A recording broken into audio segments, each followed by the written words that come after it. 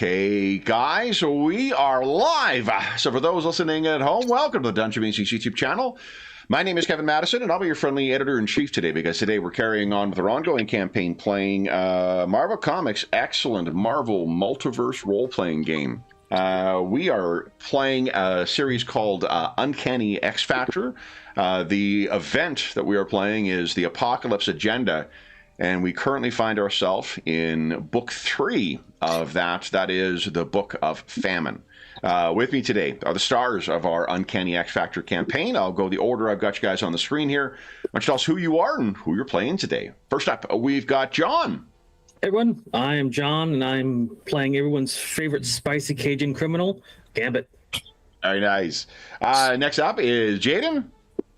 Hello, everybody. I'm Jaden, and I'm playing Northstar today, our checkmark in the Canadian contact category today. An ex-Olympic athlete that is a team player, speedster, and all-around lovable gentleman. Very nice. Next up is Jeffrey. Hey everybody, I'm Jeff, and I'll be playing Havoc, the reluctant leader of this ragtag crew. And excellent. And last but certainly not least is Robert. Hi, I'm Robert. I'm playing Colossus, who's a Russian artist who moonlights as a as the Hulk when the Hulk's not available. Nice. So, guys, if we are doing our Gym Shooter catch-up splash page, what happened last time? I have some visual aids for you here. So to give, I guess, Robert a sense. How far back? I think I was at the one where we found out that Xavier had basically left the mortal coil. Now, whether or not that's still the case, I don't know. A lot of stuff has happened. Oh, yeah. I think so. It was after. Yeah, I think it was after you guys had discovered what happened in Adelan. Well, which means, guys, we get to talk about everybody's favorite supervillain. Boom. Maelstrom. That goes wild. So what? Actually, and I guess it. There is another, small player who does come into the Maelstrom thing. That would be Doom. He's a small player. He's going to be offended. Doom is offended by everything. So really, slow hanging fruit. Hey, Doom, can you pass me that? Doom is no servant. So, what led you guys to that outpost of Maelstroms? That was Doom himself who tipped us off where Maelstrom was.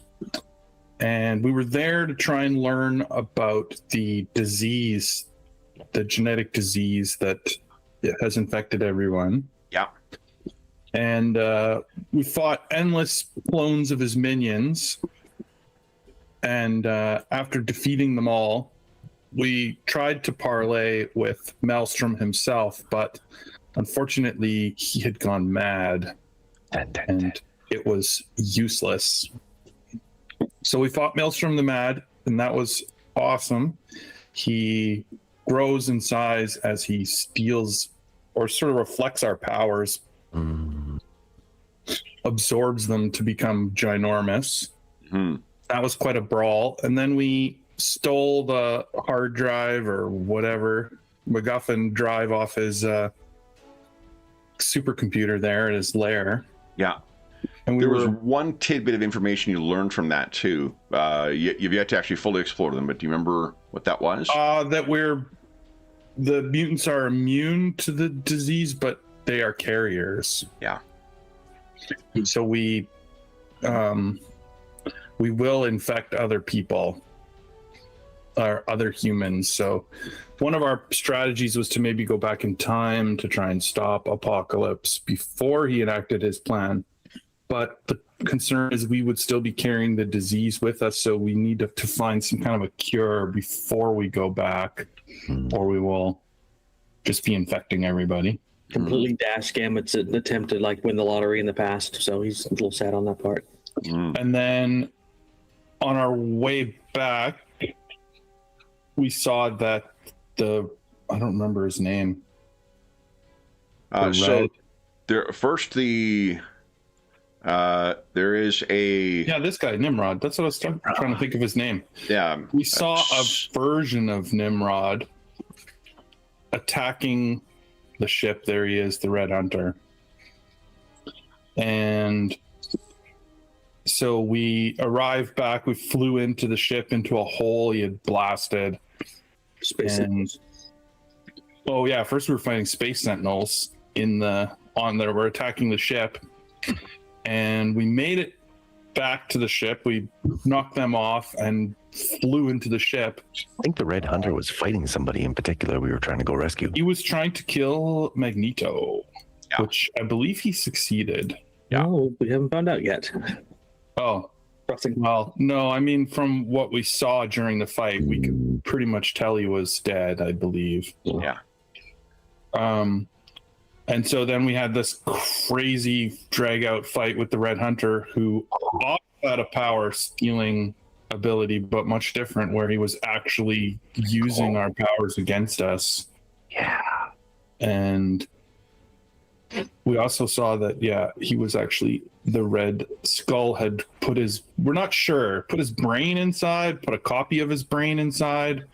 We don't know if it was the full-on real Red Skull in there, or if it was just like a copy of his brain inside of this thing. Mhm. But we did manage to win in the end Yeah. through grit and Although you were determination. all on Damocles base currently, let me bring you back over there. And the Sentinels are still trying to drag the base into the atmosphere. Yikes. right. So- So we still have to get rid of the Sentinels. Yeah. Sentinel Army. But I guess first off, Colossus, any questions? No. Okay. Then our scene, our issue opens with a scene of Colossus standing above a smashed Sentinel. And if you're not familiar with them, Sentinels are, there's been iterations of them, or generations of them, I should say, of basically giant anti-mutant robots that have progressively developed greater and greater technology. Nimrod is a robot from the future that is named after a great hunter from Genesis, the first book of the Bible, or the Torah. And Nimrod was also fighting in here. Colossus, where you have been fighting, has been not the pen. Where you have been fighting, I think, is near the whatchamacallit, near the infirmary, where they've been keeping injured individuals. So we see you standing over this shattered form, and unfortunately, you were able to defeat these Sentinels, but not so fast as you were able to prevent them from injuring anybody. So you're you can picture there's a ruin around you of where the hospital or the infirmary used to have been. You can hear moans and cries around you, but there is one thing that particularly draws your attention. And just give me a second here. I need to thing up again. I should have written this down last night. Kev, did you write this down last night? I did not write that down. I'm the first to say it, Bush League. Yeah, really?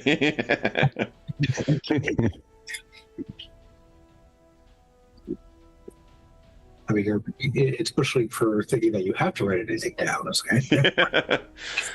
Biggest mistake most of us make. Peter, you're standing there in your organic steel form, and you hear the sounds. There's sparks coming out of busted computers or electronic contraptions.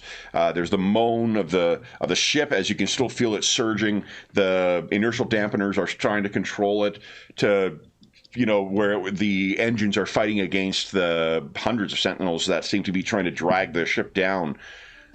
But there's one sound that comes to your ears that really seems unexpected. the beating of wings of a bird. Would you give us a vigilance check, please? So if you go in your character sheet, just as a reminder, there's like 3 columns you can go down. There's non-combat, there's clicking on the stat itself, and there's attacks for a couple of them. Sorry, it's been a few minutes. Yeah, no worries. So if you open up the character sheet, so I figured I'd go through the explanation again for you. There's the ability score. You can roll that one, or that's going to be very rare that you're going to do that. There's non-combat. Yep. And then there's attack. Attack is what you're rolling if you're making an attack. Otherwise, it's more often than not going to be non-combat. Yep. So give us a non-combat vigilance check, please. Got it. Yeah, 3. Sorry. That's 12. Okay. So you look over, and there still are separate rooms for the different individuals that are in here. But you see something that is a little strange.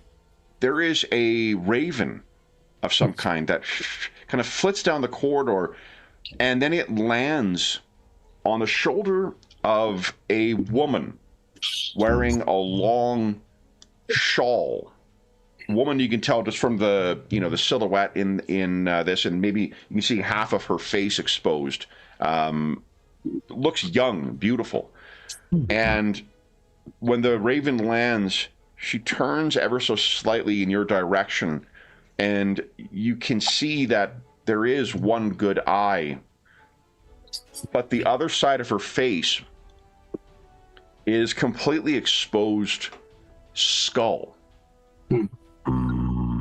And in Slavic myth, goddess of the death, winter, and rebirth is Morena. So that may be, if depending how superstitious you are, that may be who, because she moves into the room where Scott Summers has been receiving treatment. Cyclops. Okay. And remind me how he got injured. Scott was put in a coma when the psychics died. They were all in a gestalt trying to break through into the Inhuman thing.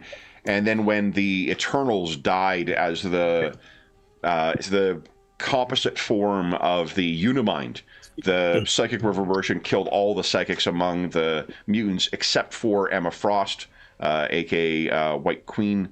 She is currently trapped in her diamond form. Yeah. I guess he was probably reasonably superstitious, so he just kind of mouths, not really loud enough, but you see his lips go, and he stands up because he'd kind of been sketching the scene of the hospital, and he walks over towards her, and so she entered the room. Yeah, she was, and remember, this is right after you finish a fight, so the likelihood of you kind of while people are in pain sitting down to sketch, that may not be okay. Sure. This is most sympathetic. There's people who probably need help, but this is something that is these. You fought Sentinels before. Sadly, since you were a teenager, these have been a recurring threat in your life. Whatever the hell this is, that is not a mutant you recognize, and the. You know what? Give us a logic check as well. Sure. Okay. So you're not quite with that roll. That's not quite good enough to draw anything further than maybe that. You could spend a point of karma to roll an edge, which would allow you to just hover over one of those and click on edge. You'll re-roll the dice and then take the higher of the two. Let me do that since I have all 4. And so instead, yes, he's been kind of moving around and offering to help where he can, but he doesn't. So did you want to spend the karma, or? Yes, yeah, I'm going to. Okay, so then pick a dice. Oh, fuck. Yeah. So you're still not sure what's going on, but there's definitely something disquieting about that woman. So what do you do? So he actually... So he basically starts walking towards her. She's walked in. You've actually lost sight of her because remember she walked into the room. Okay. So I'm outside. She walked into the room. Yeah. Okay. Got it. I thought it was a nose. So he he kind of follows her. And is there like a window he can look in before getting to the door? Yeah, if you get there, and that will allow you to see her in her form. I want you to picture what I'm about to show you with her hand over Scott. Mm-hmm. That makes him move much faster. He goes through the door and he basically just reaches towards her. Well, and this is what you see standing over Scott now. Okay. Ooh. Except half of her face is skull. Not now. Oh. Okay.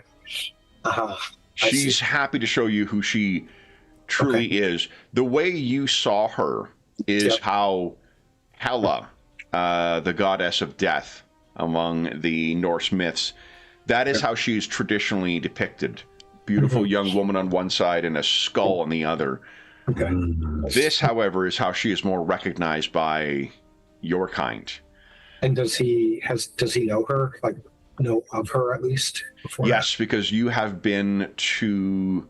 I'm trying to think here. I think Pete was part of the group that went to Asgard. So, let me see here. Asgardian Wars. There were 2 annuals. An X-Men and New Mutants annual that took the mutants, the X-Men and the New Mutants to Asgard. I don't remember if Pete was part of it, though. There's a bunch. Yeah, you were. So, yeah, and what you remember is she was denied by Danny Moonfeather, also known as Moonstar.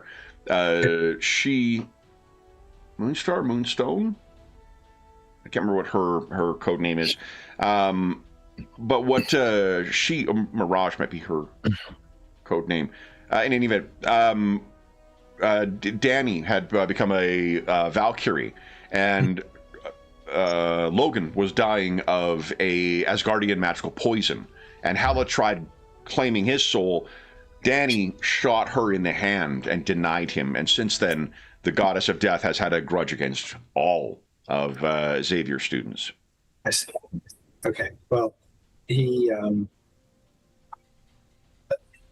transforms then immediately on seeing her. Yeah. Moves as fast as he can into the room.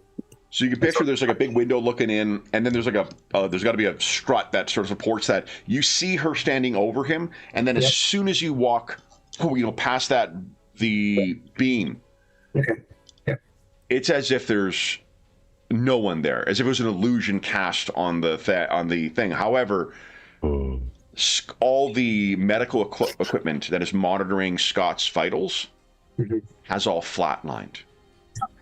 Okay. He, if he saw a doctor, or whatnot outside, Sure. He really yells. Yeah, so we leave Pete turning and crying out, "Doctor!" but in a Russian accent. We'll cut back to our heroes at the scene. So move everyone over here. Bobby, we assume, has gone to try and help shore up something, or... where is Bobby? All right, there he is. All right. So the Red Hunter, the machinery seems to have sort of broken down a bit, and with him no longer functioning, comms are beginning to pick up and be more clear for you guys. So I guess first off, what would be the opening panels we see for our 3 heroes?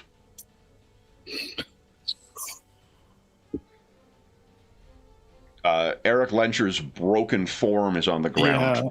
Yeah, probably Havoc running over to check on him. Yeah. In the background, Gambit is leaning on his bent over on his knees, trying to catch his breath. I think North Star is stumbling and leaning up against the bus shelter that's right beside him, barely holding himself on his feet. If you guys want to make recovery checks, you're free to do that. So that would, remember, it's a resilience check for health, and it is vigilance to recover focus. Excellent. DC 10. Oh, and you can't spend shit. But I can try again. You can try again, yeah. Come on, dice. Big money, big money. There we go. There you So go. spend a karma and roll resilience to get back It's focus. 4 times No, the resilience is total, to get back health.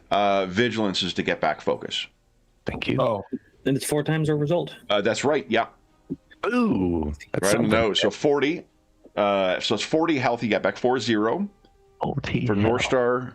Thank you, thank you. That's 48 health you get back Havoc. Oh no, that's focus. 48 focus. And Gambit 60. Yep. Okay. I guess I'll spend Focus. one. Let's focus up. Looked like getting the wind knocked out of me. I'm gonna do the. I'm gonna Oh, and you got a marvelous success. So I'll take that. I think that double. You just put yourself at full health again. So I don't think your health is all that high. Focus for that one, Oh, unfortunately. focus for that one. Oh, great. And then resilience. Wow. Havoc. Holy smokes. 40. What is that? 68? I think. Yeah, I'm healed up. That's for sure. Okay. So you guys have caught your breath. And then, so Havoc, like, you do not need to. There is no chance that Eric has survived those wounds. And if the resurrection protocols that were a part of Krakoa were still active, he would have come back, but like without it, he's dead. Yeah. And then you're all reminded, as the whole thing shakes once again, that there's still the problem of the Sentinels. Yeah, we got to get those Sentinels off the ship. That's where you can hear a voice you do recognize coming through. It is Emma Frost. So Emma finally gets through. Alex, can you hear me? Yes. Is North Star with you? He is. The Nimrod, is it down? Nimrod is down. The Sentinels still seem to be acting on their last command. North Star, you need to find Madison Jeffries. He may be able to countermand. If the Sentinels were under the control of Nimrod, he may be able to countermand that. And you know exactly where she's going with this, because he is a mechanical telepath. He's able to not only contact the machines, he's able to reshape them as well. That's his mutant power. And he was part of Beta Flight for a long time, and then later became a member of Alpha Flight, where he had control over the box robot, a kind of shape-shifting Iron Man type thing. So imagine if you were Tony Stark, but you could also draw new materials into your power suit, and you could shape the power suit using your mutant powers. That's Box under Madison Jeffries' control. Dang. He was last. They don't know where he is. He was last seen somewhere near the hospital, and this is when your comm signal will catch in to Colossus. Peter, can you hear me? This is Emma speaking again. Peter? Yes. Do you know where Madison Jeffries is?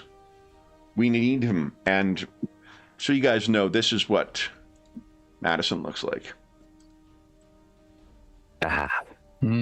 Sweet. And you don't remember seeing him anywhere. No. We need to find him. Unless we are prepared, we have taken a great number of casualties, and unless we are prepared to destroy 100 Sentinels, the only chance is finding a way of countermanding the command. Does he know that Madison Jeffries should be where he is? He should be, yeah. And if you're looking around, what you can see, there is a doctor who is in here. But it may not be someone who necessarily gives you a great deal of confidence, because it is Dr. Nemesis. This is not Dr. Doom. And Dr. Nemesis is where you walk out into the main area while talking to Emma. You can see him blasting the last of one of the Sentinels that is in here. And you can hear him just shouting over again, "Bastards! Bastards! And he looks over and sees you Peter, are you hurt? No. The whole thing shakes. Okay, so, I'm sorry, my lack of Marvel is so. Dr. Nemesis is a very obscure poll for this. So he's no villain, Maelstrom, let's just say. but he's no villain. No, Dr. Nemesis is, well, he has been a little misguided over the years. Okay. He is his mutant gift is super science. He's also tends to specialize in biochemistry, and he's not adverse to experimenting on himself, which has led to a sort of, unstable personality sometimes. Okay. So he's caught between two very conflicting emotions. The first thing he says is, Scott has flatlined. He yells to Doctor. Kind of gives you a look. Well, why would he do that?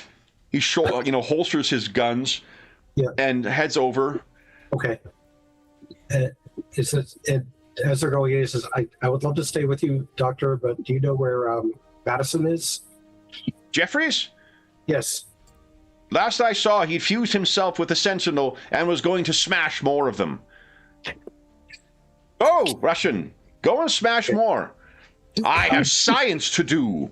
And he heads down the corridor towards where Scott is. Okay, now he's really torn. He's like, do I really want to leave this guy alone with Scott, Swami? Dr. Nemesis is definitely on the side of the mutants. But if you read of his involvement with any kind of Nazi thing in the 40s, understand that politics can be complicated sometimes. Okay. So, yeah.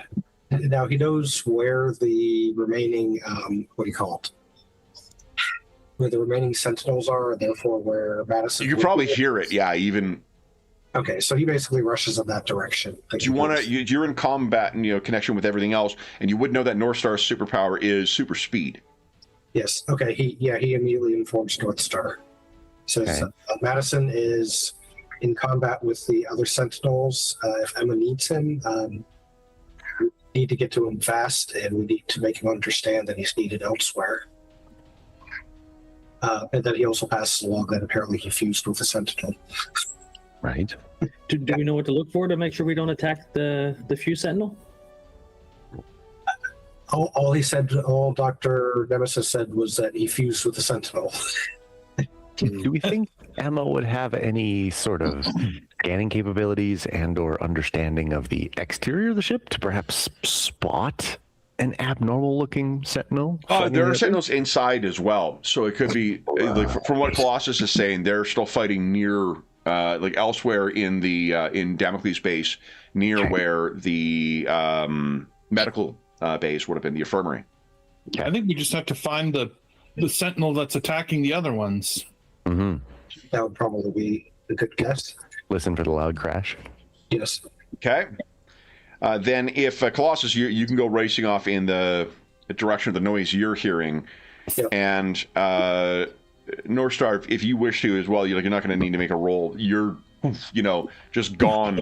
Then we'd see the two of you sort of meeting up. You can picture, in some hangar bay, there is one Sentinel among all of them that is, running around and smashing other Sentinels, being blasted by them, and then drawing the damaged and smashed off bits from the other Sentinels back into itself to regenerate as it's going along and smashing the others. And right in the dome in the center where the chest plate would be, there is a little place where Madison Jeffries is suspended himself in a little protected place.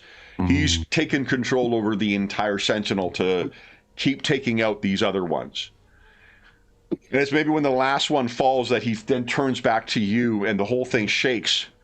And he sees you, Jean-Paul. I have these here. Where are more of them? They're trying to kill everyone. These damn Sentinels. Peter, you would be there as well. Okay. If he still has the link, he tells Emma, he says, I found him. Me and Jean-Paul found him. Tell him to get his Canadian ass to the remnants of Nimrod. He's the only one who can control that and then control the Sentinels. Okay. So he basically yells out, what's the names? Madison, Emma needs you to get to the, and then he says what you just said, because my brain is like... Sure, for sure. Okay. And he has a look of... he thinks for a second, and then, he's now on the comm with everyone. Emma? And she says, Jeffrey, stop thinking with your fists and think with your mind. Go! And he has a sheepish look on his face like, oh, okay. It's easy with how much mastery of technology he has to mistake him for like a mechanical genius. He's not. Yeah. He's just he gets machines to do what he wants them to do. So he sort of opens up and he drops down. The Sentinel kind of catches him and puts him on the ground. And he's like, holds his breath. Jean-Paul, you want to move me? Let's go.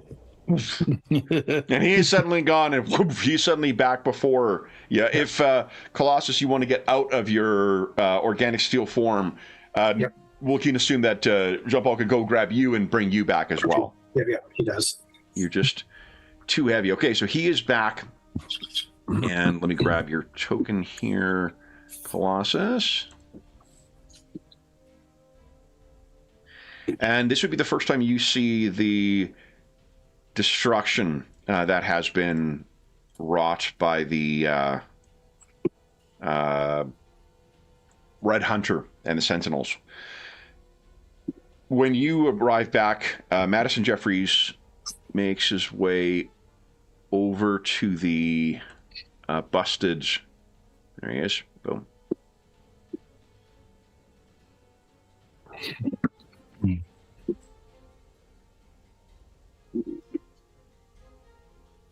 Remnants of the Red Hunter, and he puts his hands out, and you can begin to see them sort of the mechanisms in this thing, in the what remains of the Nimrod robot, begin sort of drifting up like little nanotechnology wisps, and he managed to form sort of a facsimile of the Rotenjager's head once again, and the ship that kind of doesn't jostle the way that it has been, it sort of surges and then continues in a singular direction.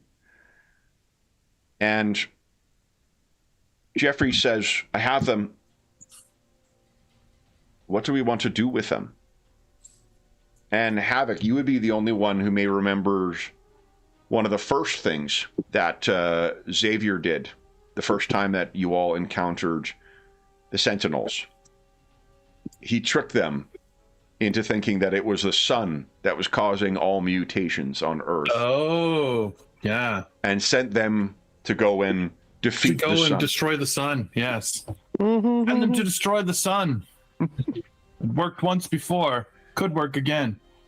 So we would see them all almost like a school of, of fish all formed together in a long kind of stretch, like a line of them, and then disappearing off, bound for the sun. Then, what do we do next, guys? Crisis averted. For now. And as a reminder, Colossus, Scott Summers is Alex Summers, aka Havoc's brother. John, yeah.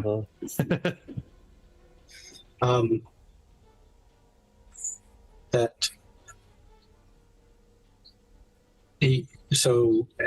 what's all it kind of like just kind of almost like dawns on him. He's just been focused on getting things done, and he turns and he looks at Havoc. He says, "We need to get back to the hospital. Hella I think I saw Hella, and I think she took Scott. What? His Dr. Nemesis is attempting to revive him. She took him. Took his Well, mind? She goes after souls, right? Is that right? Yeah, one of the things that I think Peter, you've not necessarily learned yet is that the team drew on. This was before the Maelstrom incident, the Maelstrom mission, I should say. They met with this fella right here, named Michael Two Youngman, also known as Shaman, a former teammate of North Star's. He's a super wizard, and he was able to identify that there was Asgardian magic involved in the deaths. The fact that everyone died and died so suddenly seemed suspicious, and there was Asgardian death magic that was suspected. There was some talk before the team went to deal with Maelstrom of potentially storming Asgard. Okay. So it is not a surprise to the rest of the team to hear that. Or at least, I don't know, is that right, guys? Does it surprise you to know that Colossus saw Hela? Not really. Not a big surprise, that's for sure. Yeah, there was talk about Hela beforehand when somebody detected energies, the mystic shaman. Yeah. Yeah, so I don't know anything more than that. I had to find that he just pauses it. Never mind, this is more important, Alex, obviously. We need to get back. This is North Star. Could you take Alex? So he knows that he can. So, assuming you do, there's another whoosh, and you are suddenly back there, and what you would find is Dr. Nemesis, who is seemingly shouting at Scott.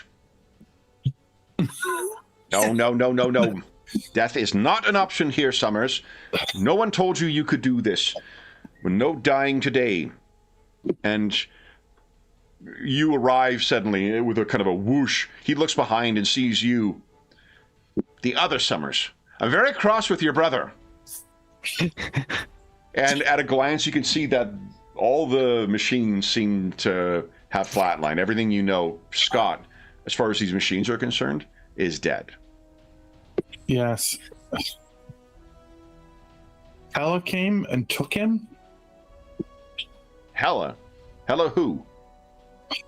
Goddess. Goddess? That's a problem, Mr. Summers. That is a big problem. The problem is I don't believe in magic and I don't believe in gods.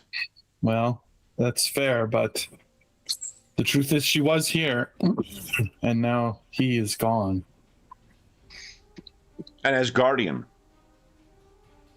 Yes. And he kind of like, oh, okay.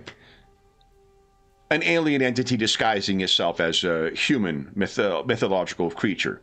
If that's what you want to call it, but...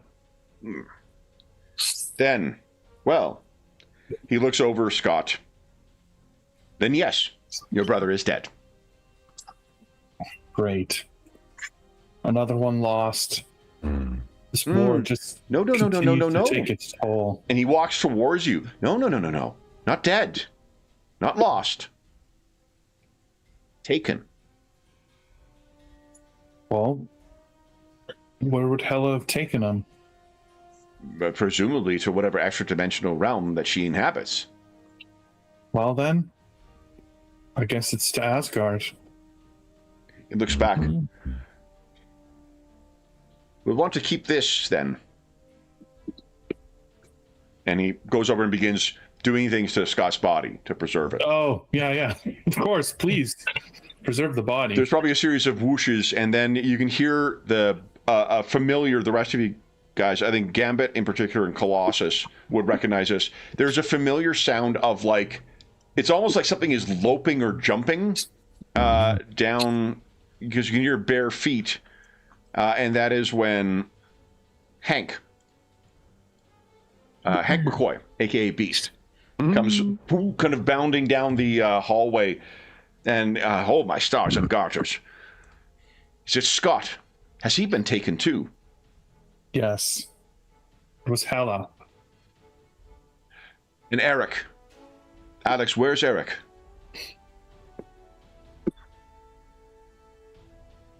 He's probably referring to Magneto. Oh, yeah, sorry. I have bad news. The Red Skull abomination of a form crushed him. Nimrod had the mind of the Red Skull in it. Indeed. It's got to be the only way he was capable of defeating Eric. You can hear the sound of heels on the kind of metal or whatever floor as Emma is coming down the corridor, clearly with Hank. And she says, a Nazi. The humans sent a Nazi against us. Yes. With an army of genocidal robots. And of course they went straight for Eric. Well then, there is one clear answer. If it's genocide they wish, we should grant it to them. That is not our mission here. Our mission is to undo Apocalypse's deeds, not to struggle against each other in their wake. And if you fail... Well, we die, yes? There is no fail. Hank goes in to speak to Dr. Nemesis, and I guess the last tech person you would need here would be Forge. Emma turns to you, Havoc. Scott, gone? Taken, not gone. Hella was here. She seems to have captured him like she's captured the others. There are repairs, there are casualties, and there are funerals to see to. I suggest we deal with those, and then we canvass what remains of us, the Krakoan Council. Plans need to be made. Yes. I think it's finally time we head to Asgard. So, while you guys are going about the either repairs or helping people, maybe give us a little scene. What panel would we see of the role your character would be playing in helping to restore this? There's like 30% casualties among the things. The Sentinels are specifically designed to the fact that the X-Men typically triumph over them. It kind of belies or undercuts the fact that they are giant murder robots designed to kill mutants. And if you're not one of the combat trained since you were a child, members of the of X Factor or the X-Men, then the outcome of a confrontation with them is much more tragic. So there are lots of dead mutants that need to be addressed, including many members of your, if not found family, your actual family, because Colossus, your younger sister, Ileana, is among those dead. So what do we see, guys? What do we see in the panel? Whether it's reconstruction, whether it's helping people, whether it's reflecting. Rogue is not among the casualties, fortunately, Gambit. Gambit would have lost his shit. Yeah, I think that Havoc would probably be hosting some kind of a large memorial service type thing, Yeah. Something. Okay. Some kind of a grand service for everyone. Carl's gone and Scott now gone. like there's Warren, Bobby, Hank, Gene, and you that are among, and Lorna Polaris are among the first students for Professor X, and most of them are dead now or absent. And Bobby probably is not comfortable being the one who's the face of, you know, the old guard, as it were. Right. So, Gambit, do we maybe see then, it would be a panel of you and Rogue embracing? Likely. Yeah, for sure. He's glad that she's alive, and, you know, probably have to make himself useful, but then he's just probably just sticking around her and making himself useful near her. Because, yeah, she's super strong. She can fly. She's one of the powerhouses left among you. Northstar, what about you? I lost your camera too, Jaden. I'm not sure if that was intentional. Yeah, I'm trying to get it back here. It's playing games with me at the moment. Okay.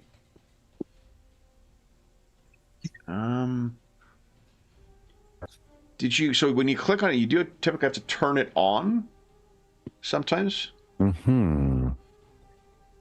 think it randomly decided it wanted to link with a different application for some reason. Oh, yeah. That does sometimes. Do you have the camera on in the Meet? I don't know. See, I don't think so. Give it a quick unplug and replug. No, you don't. You're not in there. Well, the camera's not on in the Meet, at least. You silly camera, come back to me.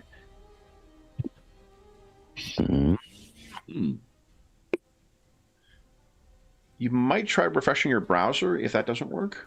Good call. Sometimes that sorts it out. But while we're refreshing that, what do we see Jean Paul doing? There we are. There you go. You're back. That is a good question. Like, for instance, he might be delivering emergency supplies or, you know, medicine, keeping things moving around while repairs are being affected to Damocles base. I think so. Okay. Utilizing his speed to, help the team facilitate as much as possible. And Havoc's getting ready for the memorial service. Peter, what are you doing? If there are, and sorry, he's probably gone back to the hospital area. At least if this is very far away from the rest of the team, but he's there, and you know he knows that if he rages or something, and he can feel it. You know, his sister gone, his Sorry, Robert, I'm having a hard time hearing you. Would you mind Can you hear that better? That's a little better, yeah. Okay, sure. I have that up. So he knows that if he rages, there's going to be problems. So he's trying to, he's basically trying to help people who look like his sister as much as possible. So smaller. I know there's probably not a lot of children in this, but people that remind him in some respect of his sister, so that he can feel like he's helping her, even though he wasn't able to. Yeah. So, well, and early on in this crisis, you guys evacuated pretty much every mutant on the planet you could. Okay. Yeah. So there's probably there's quite a few children who would have been from like N-Town in Manhattan, where the mutants, the mutant quarter, as it were. The service, I guess, our splash page would be, our next splash page would be Havoc, seeing over the service for those that are lost. And this would be our opportunity to see, kind of like take stock of who is surviving, who still is alive. And it is, there's been a great deal. If we have everyone holding little pictures, of their departed ones, North Star, Aurora is gone. Your sister. Havoc, you would have Scott. You would have Jean, maybe. Colossus, you've got Ileana. We'll then cut to the council.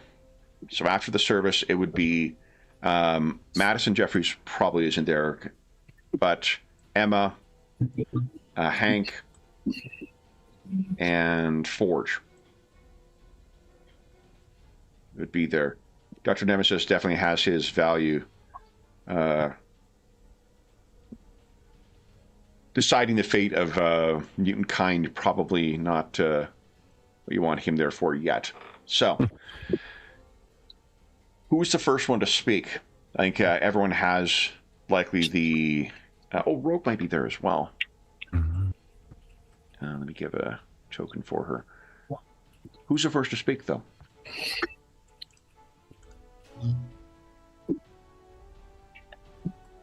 I guess maybe Havoc would be. He's very reluctant to be the leader, but as I see this,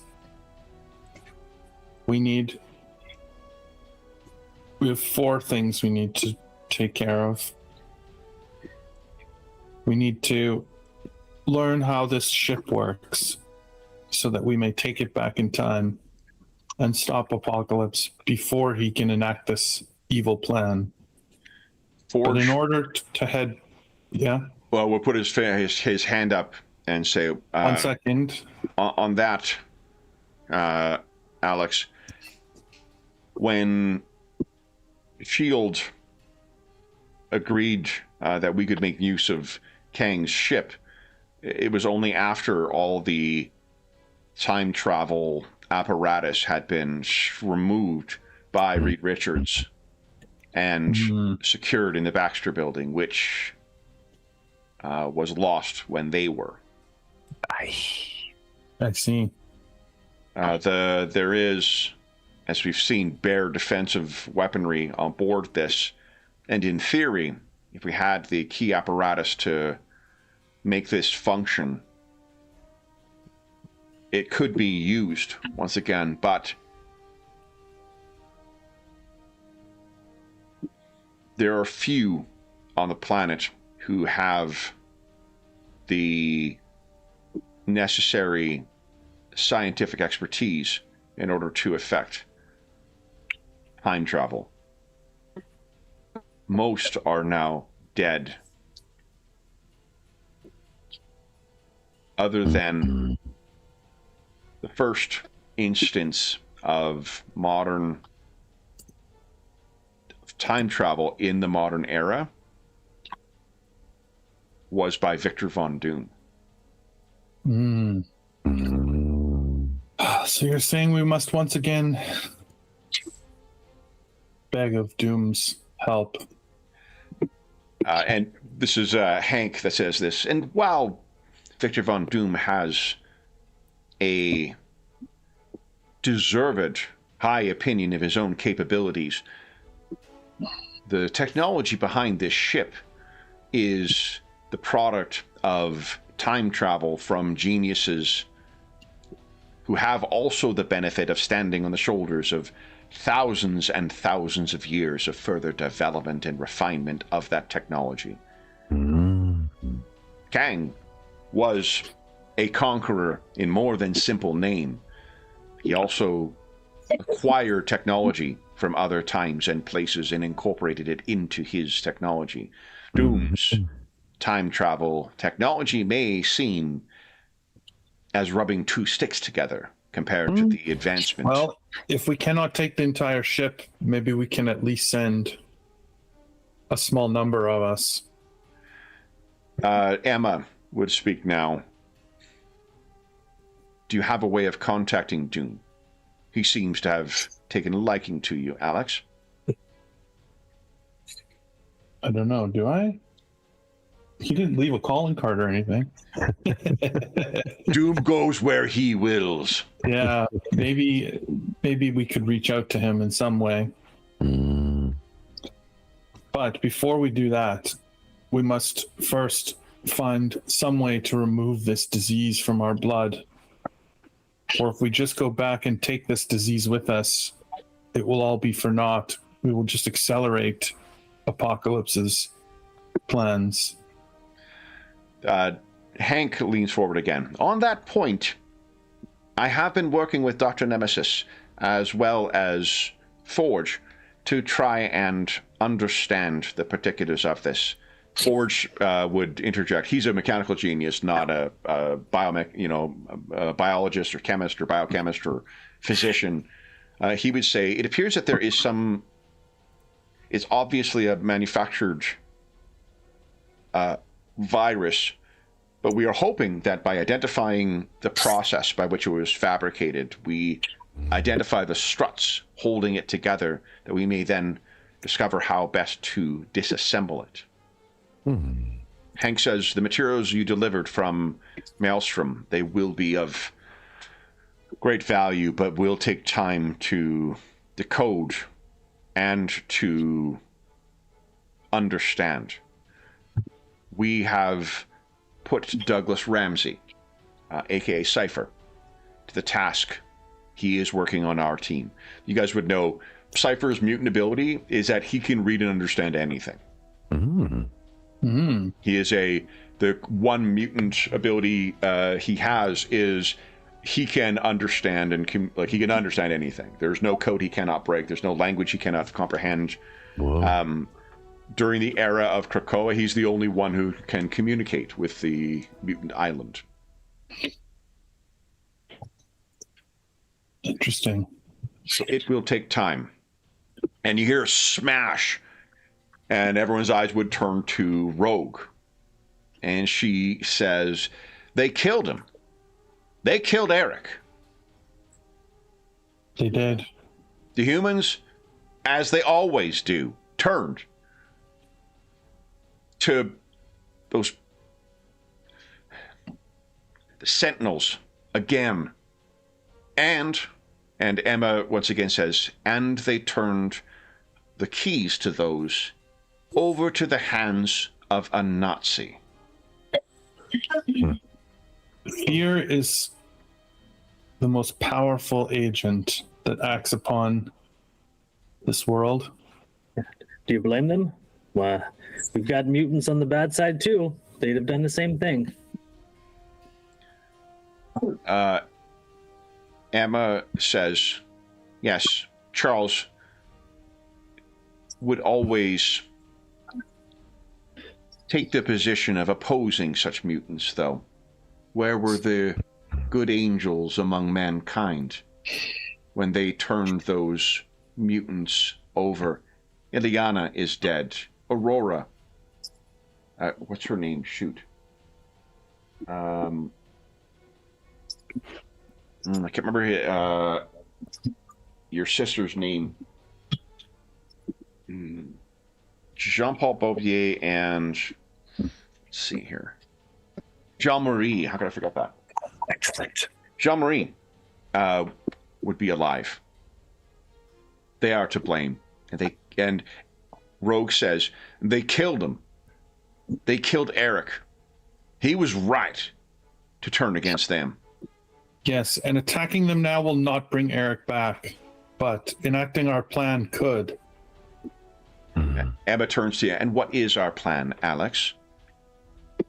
As I've stated, the first two steps, but the third step is we head to Asgard with the main mission of finding a weapon there that can defeat Apocalypse, and a secondary mission of setting our people free if we can. Hank leans forward and says, I have but a passing interest in the mythology of the mythology in general and the Norse in specific. Hela's realm is the realm of the dead, is it not? I believe so. There is a ship, they say, called the Naglfar in Norse myths. A ship made of the fingernails of dead men. That is the means by which one travels to Hela's realm. In my time with the Avengers, Thor spoke of Hela. He has traveled to her realm on occasions, and each time has come back irrevocably changed, weakened, left nearly dead, and always at a cost. Assuming that we can find some manner of traveling there, be it by fingernail ship or otherwise, the god of thunder was unable to return unscathed. How will we fare? Well, then maybe heading there is of secondary nature, and we ignore Hela and her plans, even though she has our loved ones. We find the weapons we need, we cure the disease, and we head back and we defeat Apocalypse before any of this occurs. Then if Hela is still enacting some kind of action against the mutants, we will act in that future. As far as the affecting Apocalypse is concerned, you weren't able to get Yarnbjorn. You guys may remember is the magic axe that Thor used. He told you about it, Havoc, when he faced Apocalypse. Colossus still has that strand of hair. Oh, right. So you have, that's what was used to pierce the Sentinel Tech dome above Adelan. That most certainly can be used. Oh, maybe we don't need to head to Asgard. Could the hair be enough? In theory. We need a weapon, though, to attach it to. And we need, this is once again Hank speaking, intelligence. If we act rashly, Apocalypse's theory is advancement, and is that the strong survive through struggle. He has never wished to eliminate the mutants, but to show them strong. This, what has transpired with the Sentinels forcing the humans, and Emma scoffs at that, forcing, giving the excuse. And Hank says, semantics, whatever the reason for it, the humans turning to conflict with us. This is Ensabanur's plan. If this was the first step, what is his second step in the plan? Or rather, next? He surely would contemplate that we would try to undo what he has done. So what would he do next?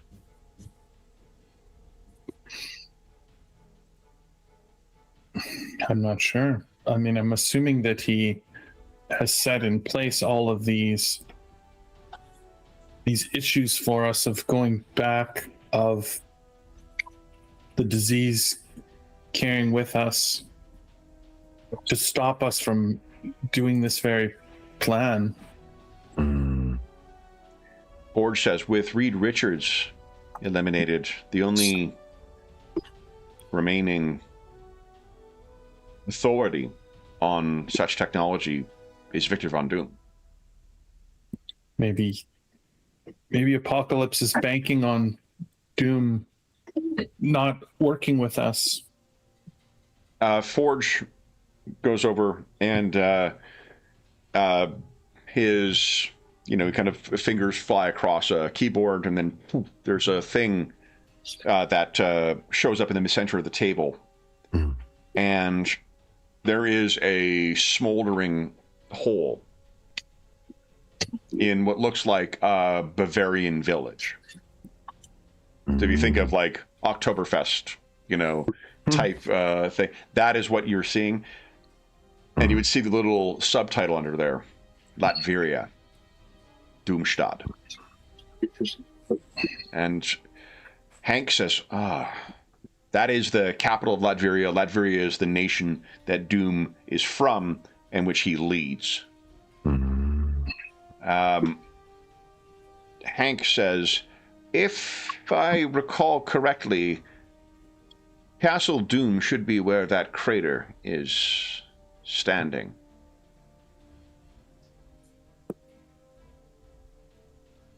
It appears that someone has turned their attention to Victor Von Doom.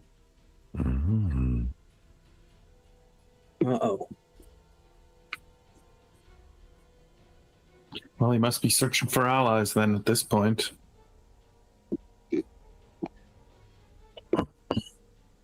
I think it's unlikely that Doom would have not foreseen this.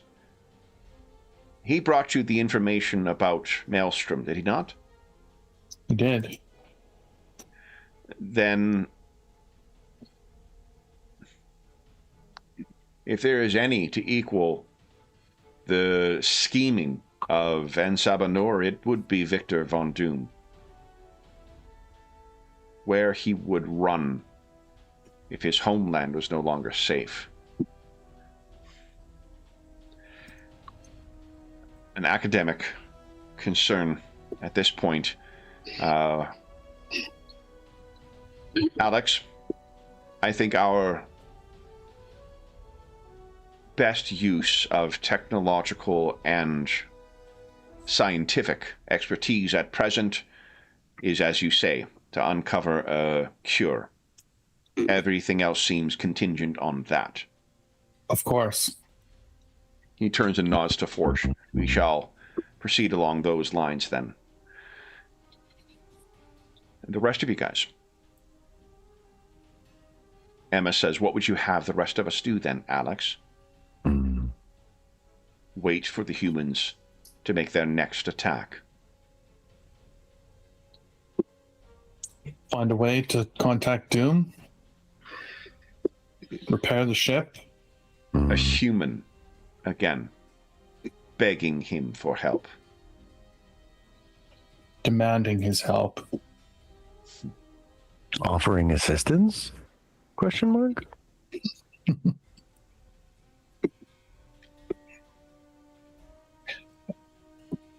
I think he looks over at Rogue. Or she looks over Rogue. I believe she had it. Eric was right. We should. And all of civilization, yes, great plan. Oh, not all of civilization. Theirs is on a lifeline already. We just need to be sure that they behave themselves until they depart our world.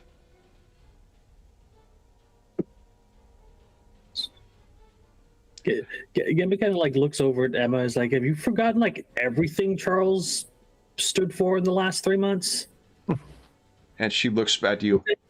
And what did his principles get him? He made us better. Still means something.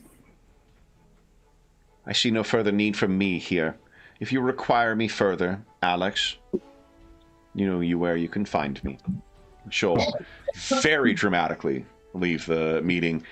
And we'll just look at Rogue and like, I'm talking to you too. She kind of gives you a look, and then she follows in a huff Emma out as well. He knows she could cream him at any time, but you know. Yeah, and it's worth noting too, like Rogue had a romantic or more romantic relationship with Magneto as well. So there's, his loss.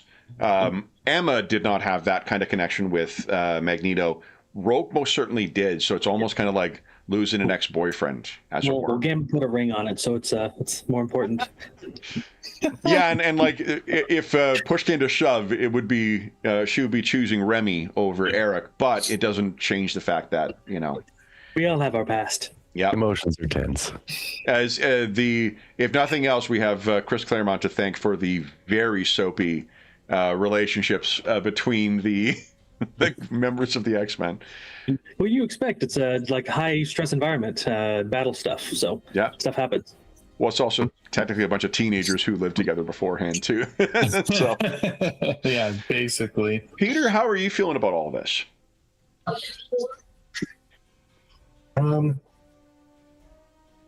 He's feeling a little out of his depth, in all the discussion, and he's, yeah. I mean, Alex is pretty much saying most of the stuff that he wants to say, yet he feels he's saying it better. So he's maybe during the conversation, he's at least subtly, maybe even without realizing, moved over towards Alex as he was talking to lend the support that so that the others see that he's on Alex's side of the conversation. Obviously humans over mutants or mutants over humans isn't the way he views things. So Okay. yeah, in other words, he didn't say anything during it, but he's feeling that this is exactly what Apocalypse would want. It's humans and mutants, basically. Okay. Taking sides against each other. Yeah. Everyone can restore their health and their focus to full as well. You've had more than enough time to rest up. Actually, you can put your karma to full. Oh no, karma doesn't recover that way. Wait, does it? Is karma the thing that recovers overnight? So close. I think so. I think it does. Yeah. Yeah. So you guys have full karma as well. I think we'll need it. Kev, why are you setting us up for full? I don't know, guys. No reason. No reason at all. All right. So then,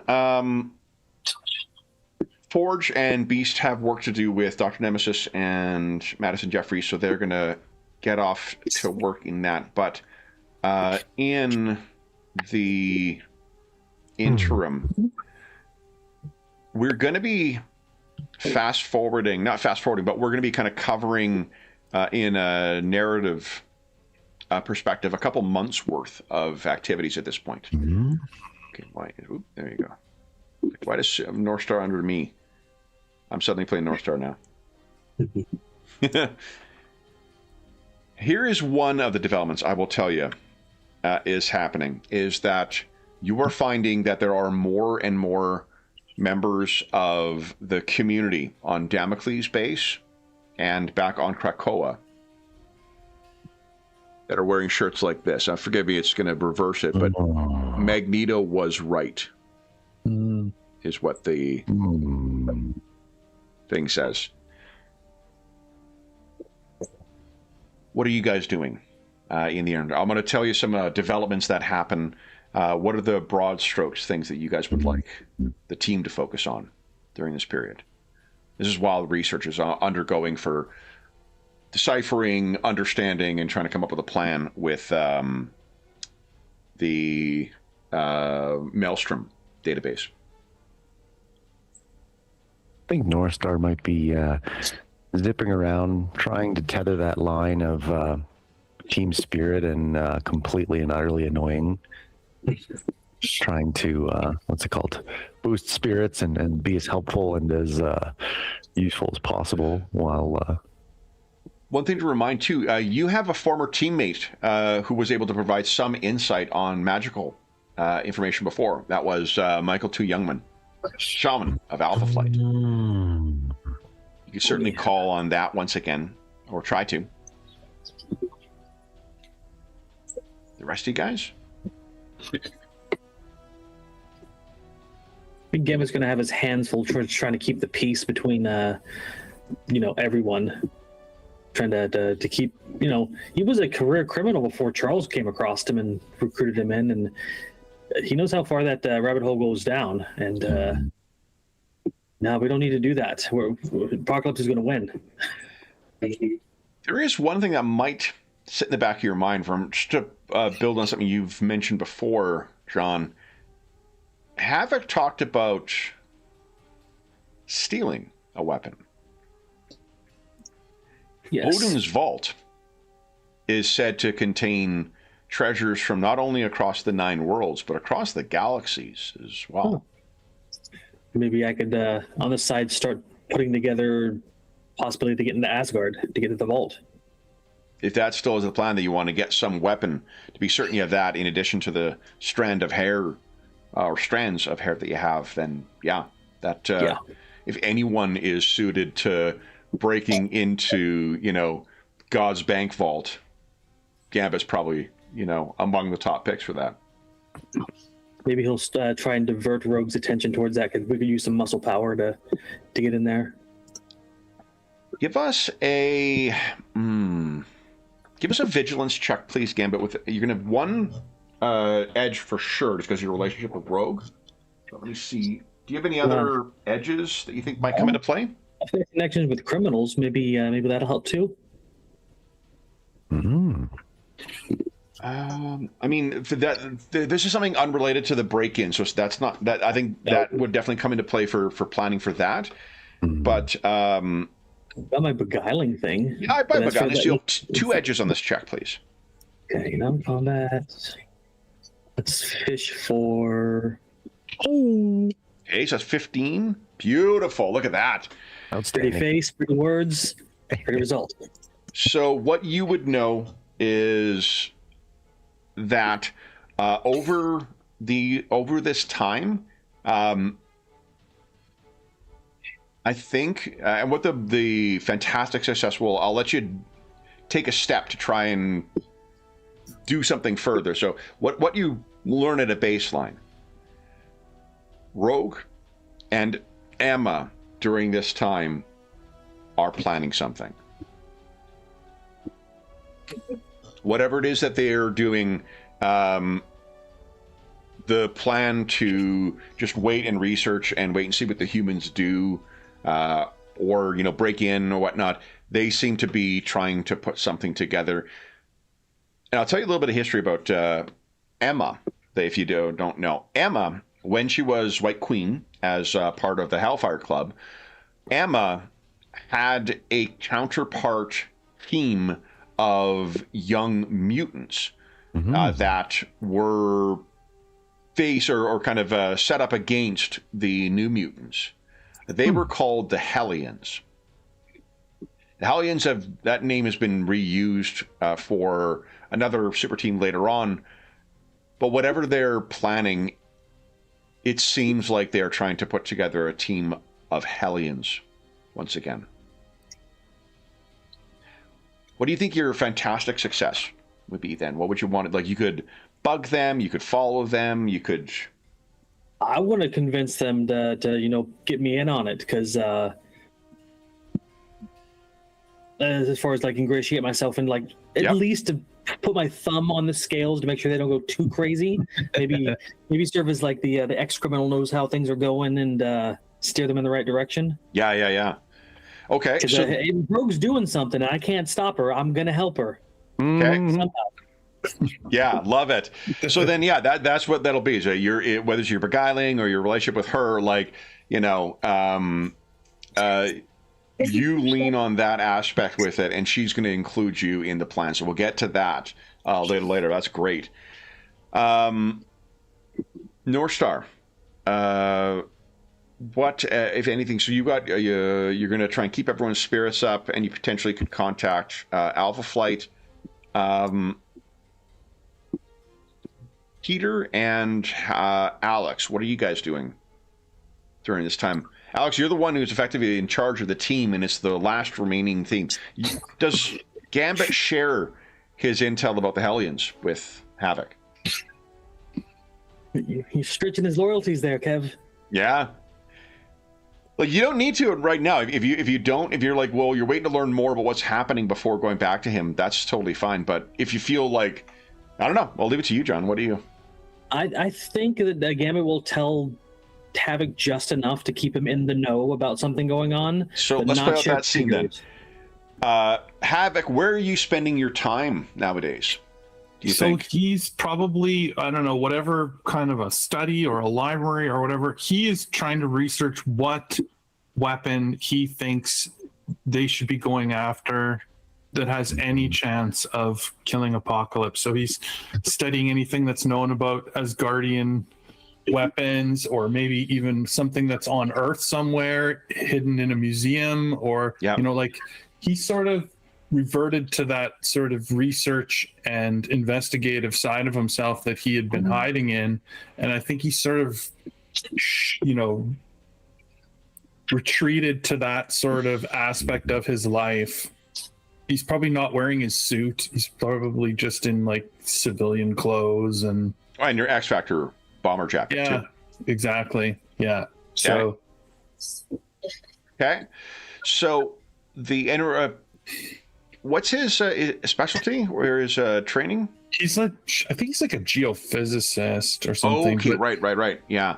But he's like, he's a professor, and he's he knows how to do research. I think he was a private investigator even for a little while. So like he's got some history of like knowing how to dig through history books and search for something of value. Yeah, I'll give you an edge from the resources you have access to. You also have access to that the Richards database too, right? Yeah. So give us a logic check with an edge, please.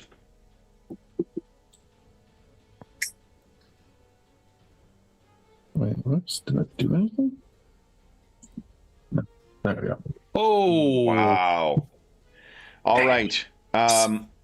So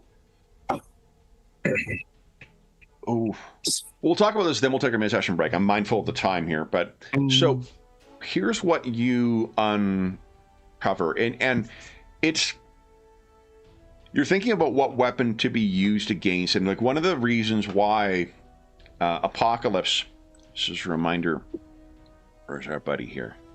I need to organize these handouts. Holy smokes! This campaign, for being 7 sessions long, we have a lot of handouts. Jeez. That's what he looks like, and the technology, like the reason he looks armored and whatever else, is because of his transformation by celestial technology. And in the grand scheme of things, in the Marvel universe, it's easy to sort of get lost in like, wow, there's so much technology. Like what's more impressive than other stuff, right? Like when you've got Tony Stark able to develop power suits that can go toe to toe with the Hulk. When you've got the Baxter building that can be flown into space by Dr. Doom. Where does relative technology sort of fit in this? And it's good to remember that the celestial technology is technology that's as old as the universe. These are things that have been shepherding the creation and the development of the entire universe, not just a galaxy, not just a planet, everywhere. They are older than almost anything else. The only thing older than the Celestials, and actually I can't remember if this is canonical or not any longer, is Galactus.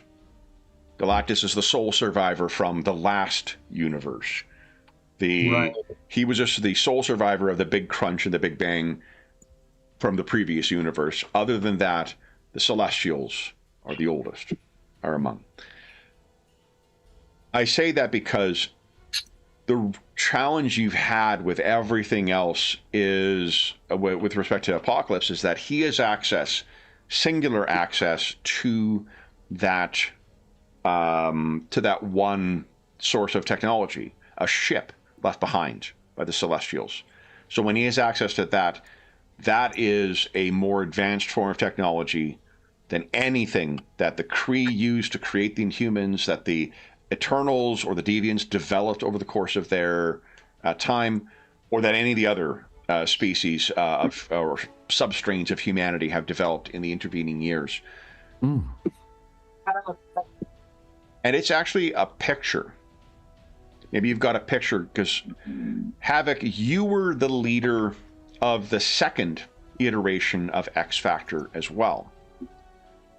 But Scott, he was the leader of the first iteration.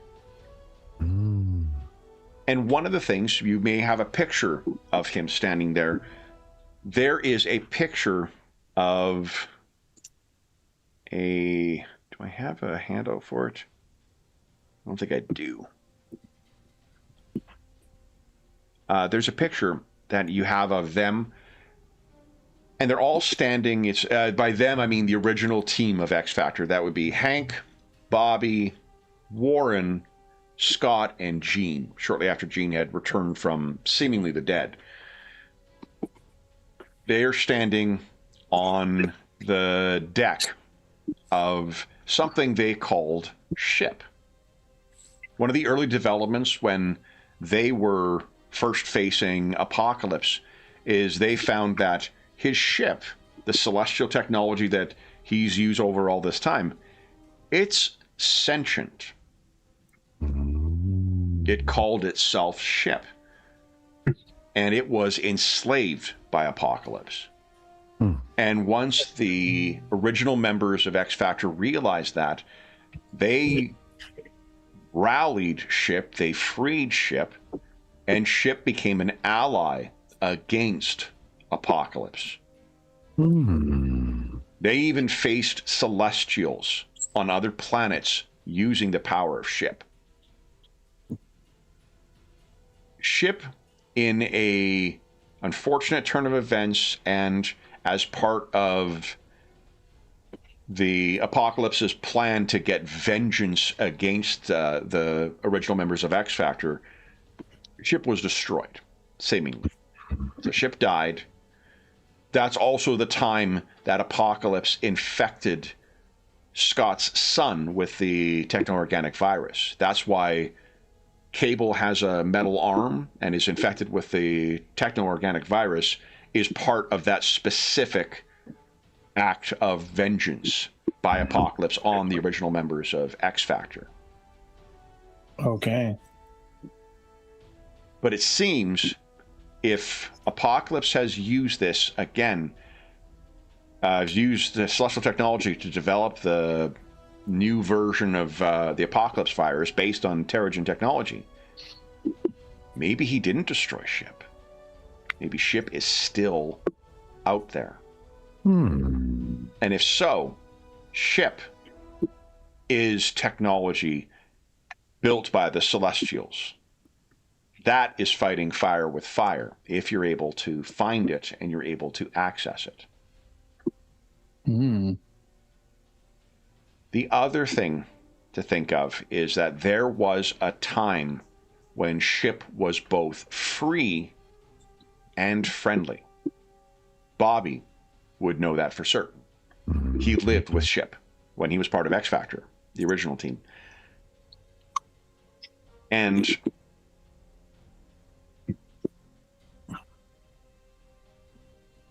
if you can't time travel, what about a word or a message in a bottle? Oh, interesting thought. Because if there is continuity with Ship, maybe there's some way of, you were looking for a weapon to use against Apocalypse, his mutant gifts augmented by celestial technology. Ship was an ally once. Maybe that is a way of getting commensurate technology, a commensurate weapon. Right. Okay. Where would we find Ship? That's his new question. Message in a bottle, eh? Well, in the Days of Future Past arc, they had a mutant that could send people mentally back in time. That would bypass the Terrigen plague. Right, if we can't cure it, Yeah. we can send a warning at least. But going back far enough may overstrain somebody. I think Wolverine was what they go back like 80 years or so. So that's in the films. In the comics, it's Kate Pride, actually, a grown-up Kitty Pride uses it, and Rachel Summers, the Scott and Jean's daughter from an alternate future. She's had various code names, but Phoenix is my favorite code name for her because that's what she used when she was a member of Excalibur. But yeah, she went back in time. She has a very complicated history, but she is an extraordinarily powerful telepath and telekinetic, on par with Jean Grey when she had the Phoenix Force. Yeah, the thing is the telekinetic telepathics died, as far as we know. Yes. Unless you can find some way to cure Emma. Right. Emma can't use her telepathy in her diamond form where she's currently trapped. But if there's a way to revert that, then she could, in theory, have access to telepathy. She's not as powerful a telepath as any of the ones we've talked about. Charles, Jean, Rachel are all more powerful. Nathan, for that matter, Cable, they're all more powerful telepaths. Actually, hold on. I actually don't know if Cable is a telepath. I think he's only telekinetic. But in any event, what... that probably also be at the whims of the different writers. But I interrupted your line of thought for me just jabbering on about to Marvel trivia. Yeah, John, yeah. sorry, what were you saying? Well, the line of thought was just that his new question is, where do we find Ship? And just the idea of, like Gambit said, message in a bottle back through time. Maybe we can not have to cure the disease. I mean, Apocalypse cannot stand against the combined might of the humans and the mutants and the Asgardians. So if everyone's warned, we don't necessarily need a solution that to every problem. They can fight them in the past, and we won't have lost all of our friends and allies. If you consult with Hank and Dr. Nemesis, they would confirm like the development of the strain of the Apocalypse virus that wiped out the deviants, that wiped out the Inhumans, that is currently afflicting humanity. It is the kind of thing that is it could only be done with access to celestial level technology. It's not something that Apocalypse could cobble together. He is a evil genius, but he doesn't have the tools necessary on his own in order to fabricate something as complicated as that. Not only did this manage to distinguish between those three kind of offshoots of humanity, they were also unfailingly effective. Some people can be resistant to certain diseases, or some people can be resistant to, be immune to certain things. Typhoid Mary type situation. Mm-hmm. As far as you can tell, this was so precise, it wiped out every deviant, sparing none. It wiped out every, affected the sonic thing that Black Bolt did, wiped out every Inhuman, sparing none. That level of precision and ruthlessness, the precision at least, is the kind of thing that only can come from that level of technology. The ruthlessness, of course, is just something that Apocalypse, he has in abundance. Of course. So let's contemplate that on our mid-session break. So for those listening at home, we'll be back in about 5 minutes. Also, as well, too, Matthew, thank you so much for your generosity. It's very kind of you for the super chats. We will be back in about 5 minutes.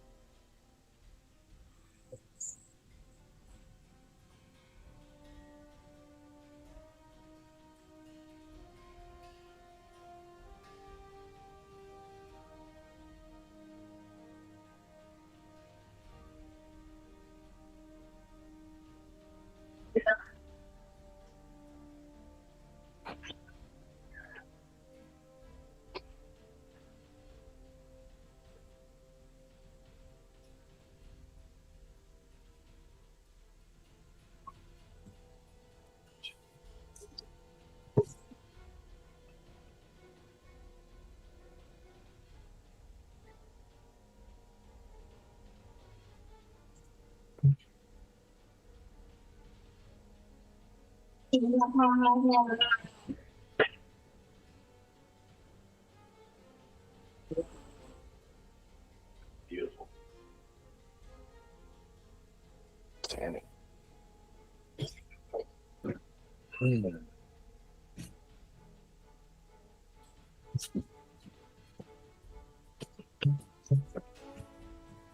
Yeah.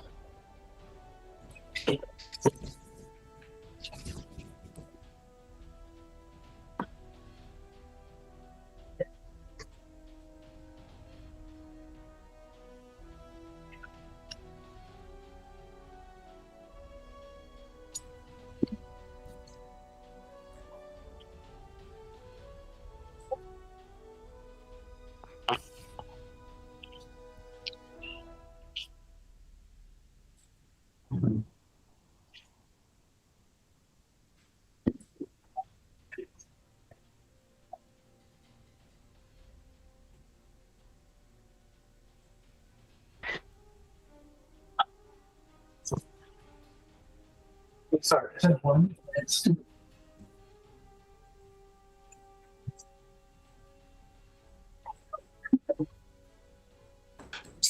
Unmuted.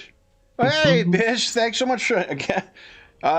2 super chats, 3 super chats today. My goodness, thank you very, very much. Join the great game and nostalgia. A great way to start. Ah, terrific, Biz. I'm glad we were able to help make your Saturday better.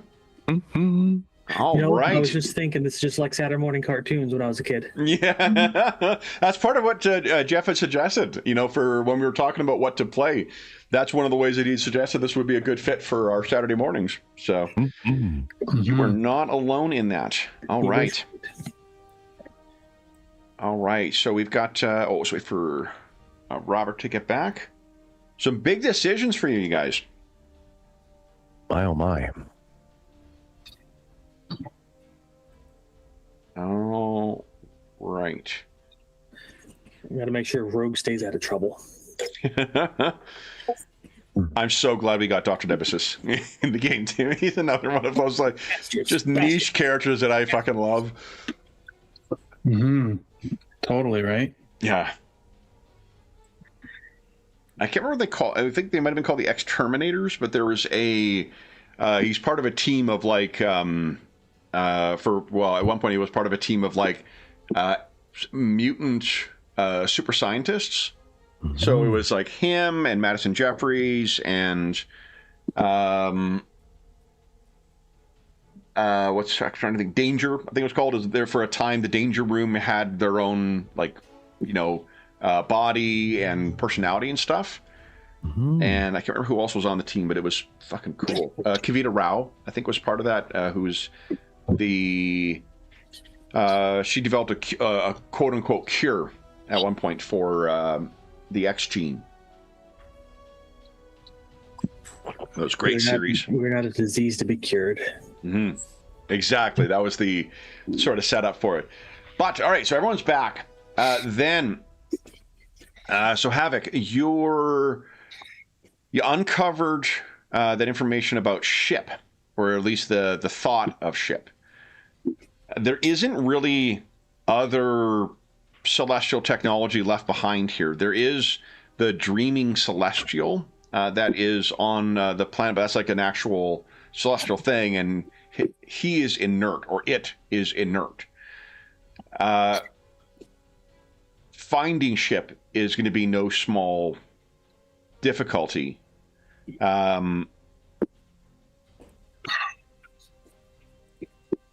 Anything else you guys think you'd want to be doing over the intervening months before I start talking? Tell you what's also going to be developing during that time that you guys will have to respond to. Should we, Doom's town was attacked, right? Shouldn't we try to see if he's still alive somehow? See signs of his movement, or? We could, yeah. Mm-hmm. I mean, aside from Reed Richards, Doom is probably one of the smartest persons left on the planet.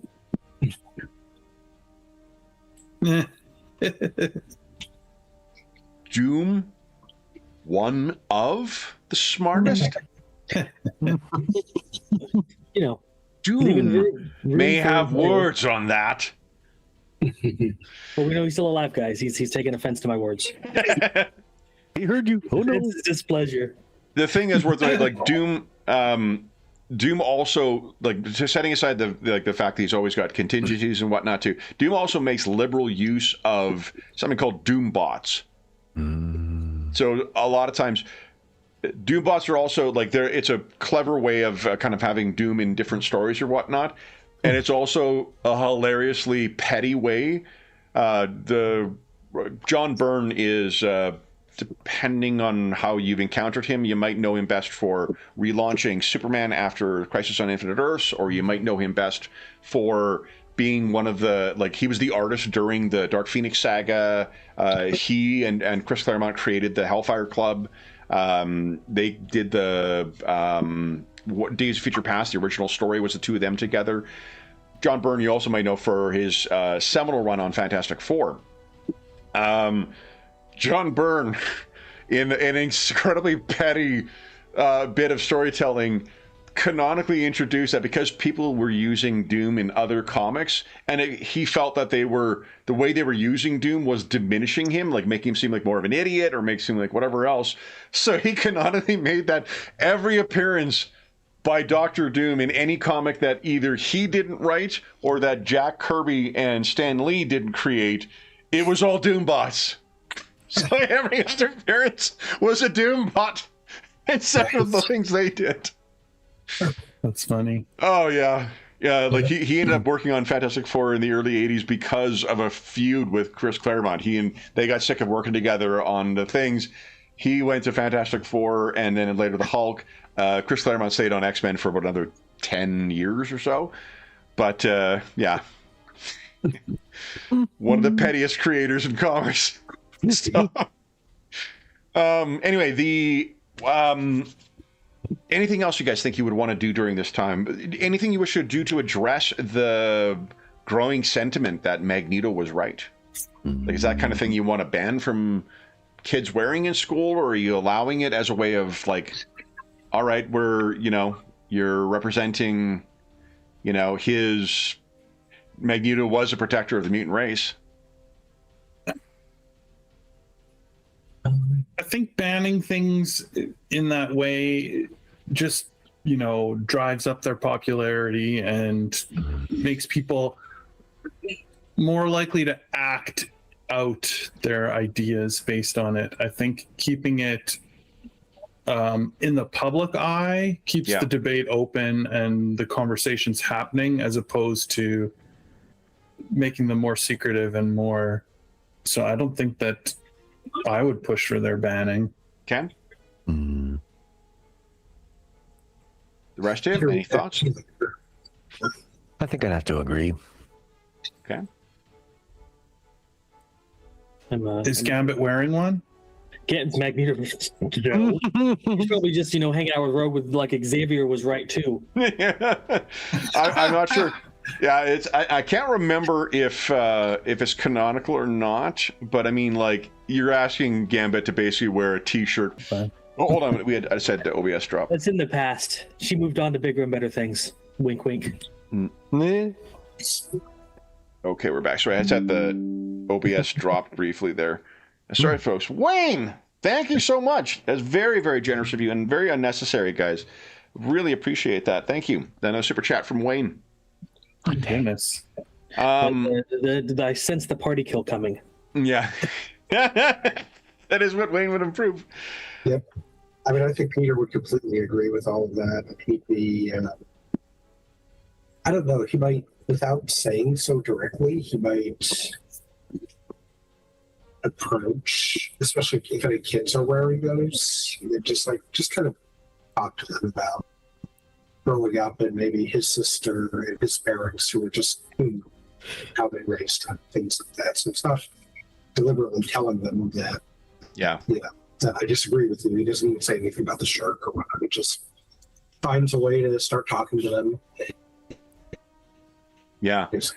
Not for nothing. You may, whether it's intentional or not, Robert, you're actually kind of following what Peter has done in past too, because when he lost his sister, he thought he had lost his sister before. He actually left the X-Men and joined a group called the Acolytes, which were Magneto, fanatics who supported him. Yep. So, yeah. So things are a little. Alex, you're the leader of X Factor. How are you feeling that the loyalties of some of the team members are being drawn elsewhere? Colossus has thrown in with Magneto before, although there isn't an official split between the team, though Emma and Rogue seem pretty clear on where that they feel the humans need to pay for what they did. I mean, it's not surprising. Eric was a big leader and, as important as Charles to the mutant kind. And so, him being killed so violently in our midst like that, any reaction less than this would be surprising, actually. Yeah. I think for Alex. He was never really swayed by Magneto's teachings, I don't think, was he? No. So, I don't know, he wouldn't necessarily begrudge them their beliefs and their feelings. It makes perfect sense to him. So maybe he's even, helping to sort of get some of those feelings out, like as far as, maybe we should be erecting some kind of a monument both to him and Charles, and something to show that, there were a lot of times when they did agree and they did work together. And so they were best of friends in a lot of ways. And I think that maybe honoring that, maybe he's put up some kind of a picture of them together or something. Yeah. Dug something up and blown it up and put it up in the square or somewhere where people see it all the time, and put some kind of quote from both of them there. Yeah. To try and sort of unite everyone. Okay. In a common goal. I think, yeah, and like I think someone like Madison Jeffries could probably help with that as well. He could reshape the stuff to make a nice big iron statue. How do you feel then when, like, a week later, someone spray paints Magneto was right on the Charles statue?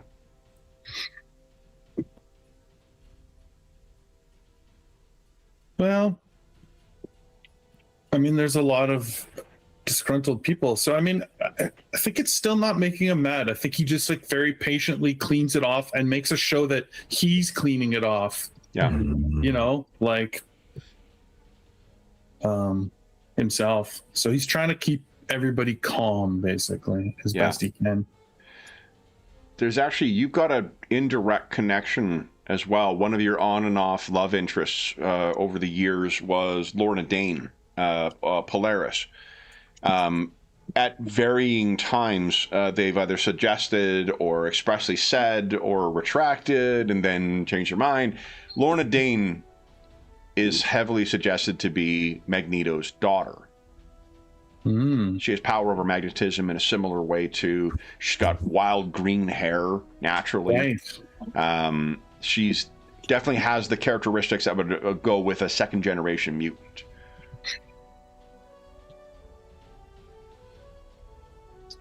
Is she here? She is. Yeah. What do you think the status of your relationship was when you started the team? I mean, it sounds like I was kind of away from the mutant world, so probably, you know, distant. Yeah, and she was part of your first X Factor team too, but that was a very, you know, kind of challenging time too, because you guys were not at that time similar. You guys weren't together, and this time you did not think to invite her on the team. Right.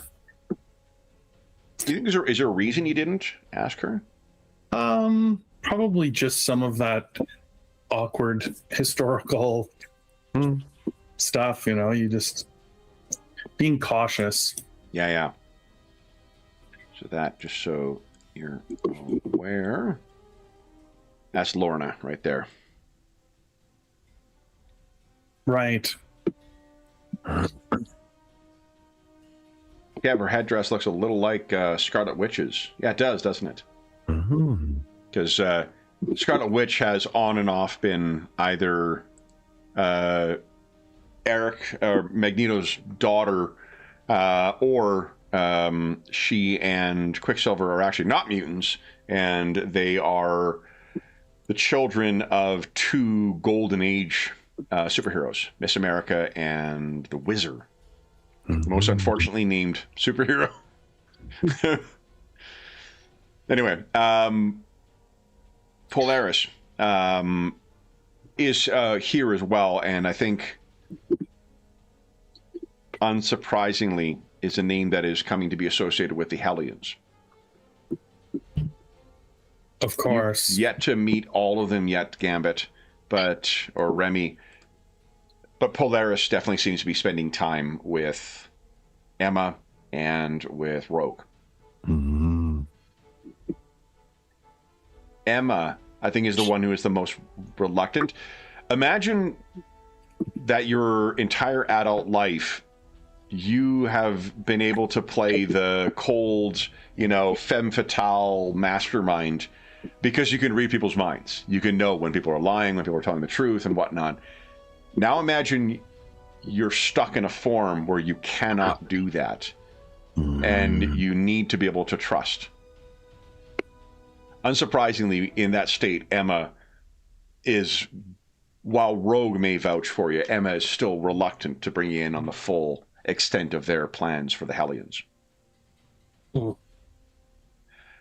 Northstar, is there anything you wish to have sort of pursued or pushed during that time? And Colossus, I guess, would you be open to recruitment, being a former acolyte of Magneto? At least in the way I've been playing him with this, I don't think so. I think he's looking to bring the two together.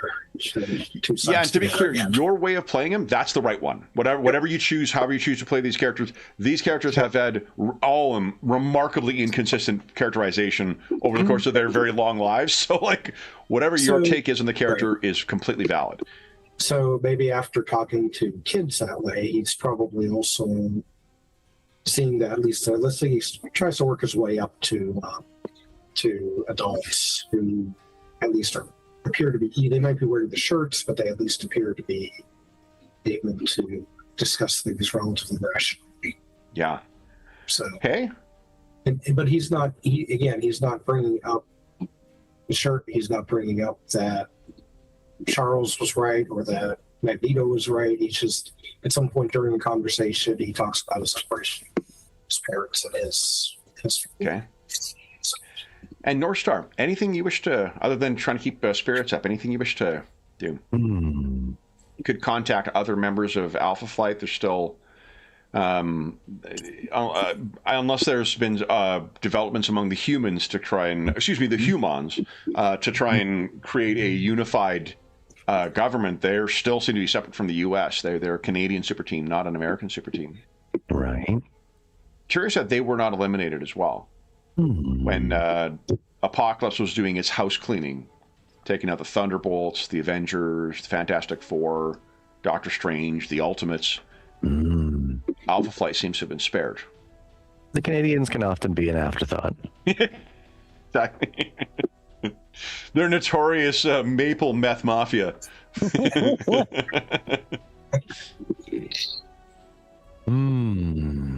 That's got to appear in a campaign at some point. Oh, definitely. Yeah. Crashes through the wall like the Kool-Aid Man. Yeah. I think the one thing that, well, besides for just kind of fighting with the mental anguish of the team's looming kind of separation of opinions, I think the big thing that's kind of rotting his mind is his connection with the shaman, and perhaps having a conversation with him to just expand his situational awareness. Sure. With a bit of insight from his personal perspective. Okay. So there will be Hank and Dr. Nemesis are going to want to have a chat with you, Alex, and whoever else wishes to participate. North Star wants to have a chat with Michael, a.k.a. Dr. T. Youngman, a.k.a. Shaman. Anyone else wish to have a scene with anybody?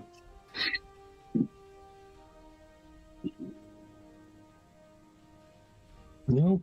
So let's start with, because North Star, you've had the least amount of screen time right now. Yeah.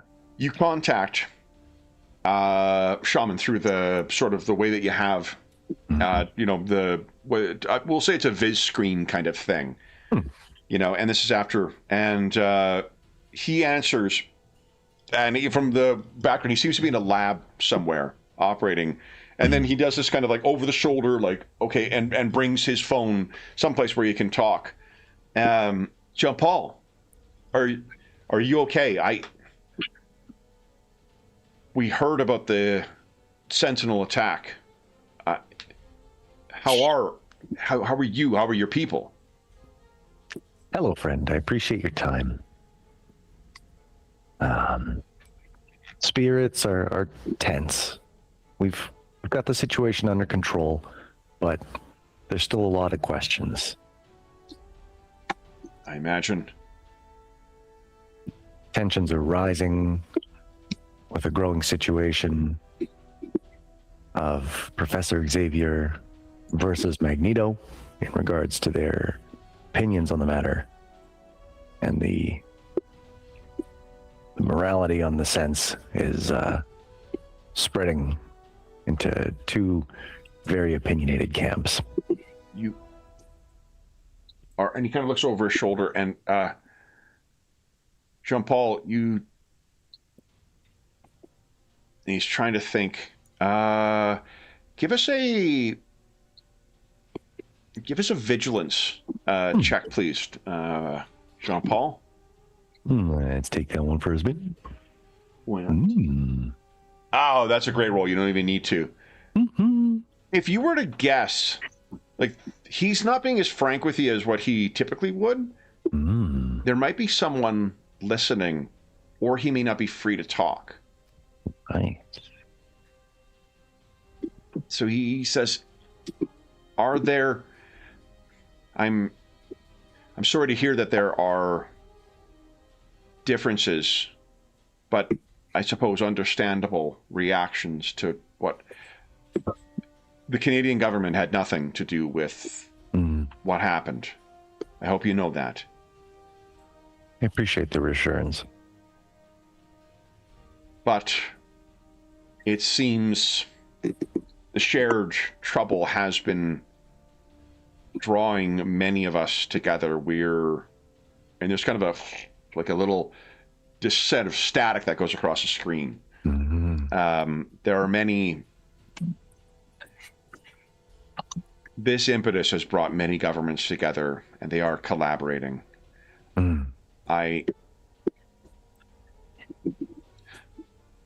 Why did you call, Jean-Paul? Was there something you needed?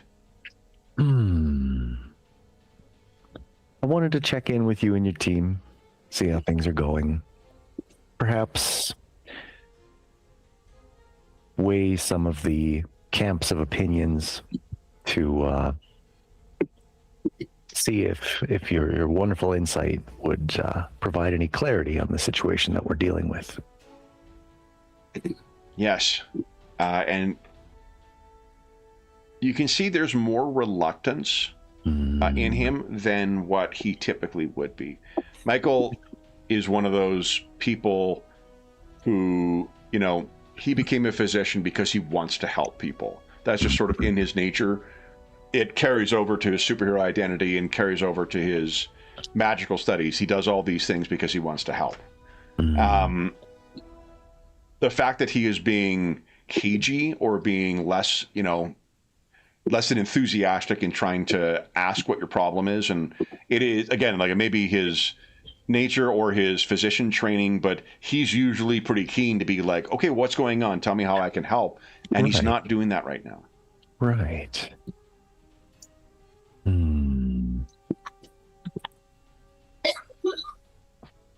Interesting. Anything else you wish to ask him or discuss with him?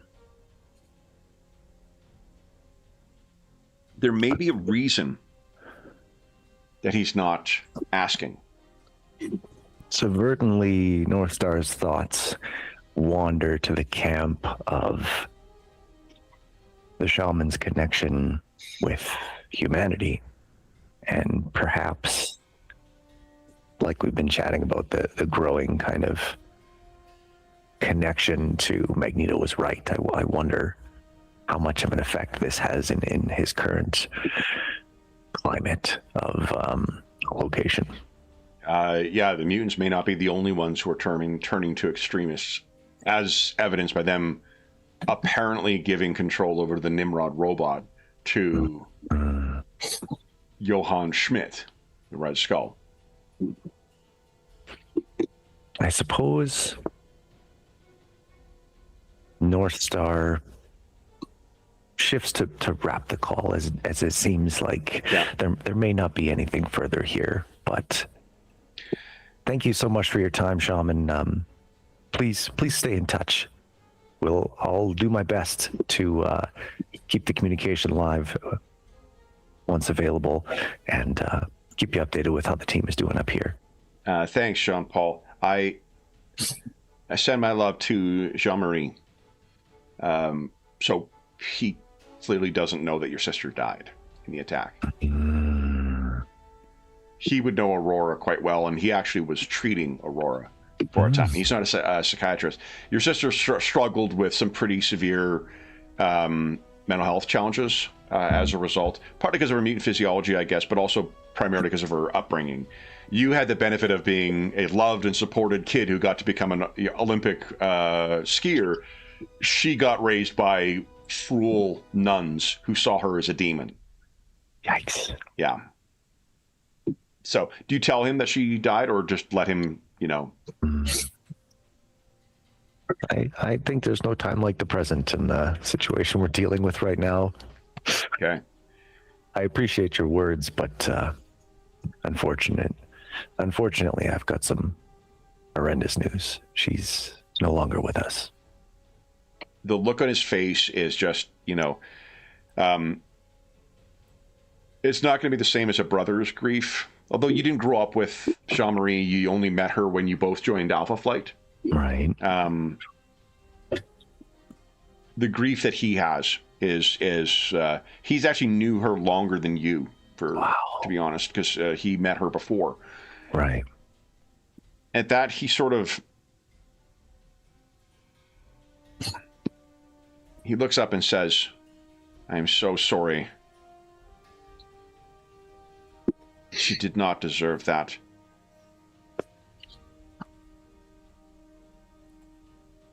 You and your kind, you must be careful. Jean-Paul, the things that," and there's that static that goes over, and you lose audio. Oh. He keeps talking, and then his lips are moving, but you don't know what it is he's actually trying to say. And then there's sort of that, like, he realizes you're not, if you don't talk, as soon as sort of he realizes that happens, the video goes out as well.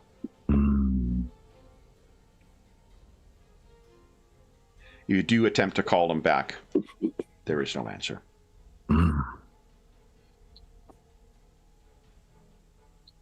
What do you do with that information?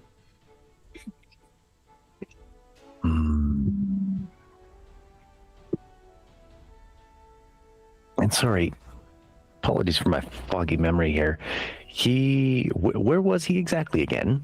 He would have been either, well, he looked like he was in a lab somewhere. So whether that's somewhere in Canada or whether he had been working, because he's a physician and he's magical, he was likely working on a cure on the human side.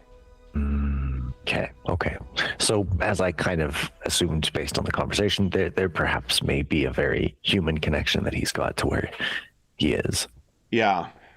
And it seems that, like you said, like you intuited early on, he did not seem like he was free to talk, which means either someone was physically listening to the president there or electronically surveilling whatever you guys were discussing. The fact that the sound went out and then the video went out and you're not able to get in touch with him again, I think suggests one of those is more likely. That all too convenient. I think I'd blast back to the team and relay the information and kind of my assumptions based on the climate of the conversation. So the rest of you guys, do you have any questions, comments on what North Star has found? Shaman, Peter, to give you context, he actually came up to Damocles base and was using his magic to identify the Asgardian influence.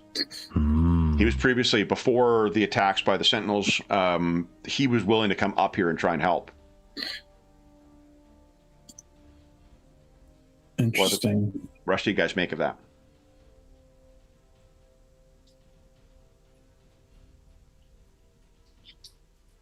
I think it's a bit concerning. Gamut also wonders if maybe he just lost the only reason he was wanting to work with the mutants, learning about her death. Oh, maybe, yeah. That's not good. But if somebody was listening in, it's don't know what to think. It's definitely not good. So there will be a point where more allies, not less. There is a point throughout this as well where Hank wishes to speak to you, Alex, and the entire team as well. If they have an update, this is like 2 months in. Hank and Dr. Nemesis are meeting with you, and what they say is So they will come in with their presentation, and Dr. Nemesis says, very well, Alex, big words or small words for you? Doesn't matter to me, but who else is there? Anyone? Is everyone attending? Yeah. Oh, okay. Maybe for the audience, you should keep it at least a little smaller. Dr. Nemesis looks a little disappointed and turns to Hank, and Hank says, what, Dr. Nemesis, is we have conducted further study on this, and the Maelstrom database has been most effective. It is clear that he used much apocalypse. Whatever he did to fabricate the virus that was affecting the humans and the deviants, it is curious. The virus seems that it would not have affected the Eternals in the same manner. The Eternals, their unique physiologies, each has different ways of manipulating cosmic energies, but the virus would not have been effective against them, nor, it seems, against the Inhumans. And Dr. Nemesis says that's why they used their trap for them, the sonic disruption, to target their specific transformations, the latent ability to respond to the exposure to Terrigenesis and the Terrigenesis process. That is how he destroyed them.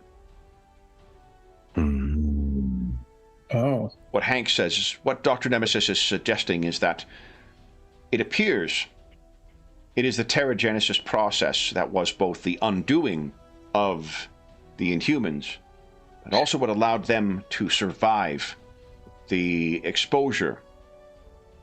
They would not have been affected by the Apocalypse virus, either the strain that eliminated the deviants or the strain that is currently afflicting mankind and for which we are carriers. Dr. Nemesis says they don't understand. Use smaller words, Hank. And Hank says they are following. The risk we see in this, you see, mutants are not afflicted with the Terrigenesis. We respond to the Terrigenesis trigger, but in a way that kills mutants.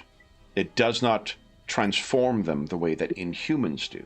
Remember, you guys had to wear those suits and whatnot to protect yourself going in, because Terrigen gas kills mutants. It doesn't transform you. We are carriers of this, but if the virus itself were to mutate,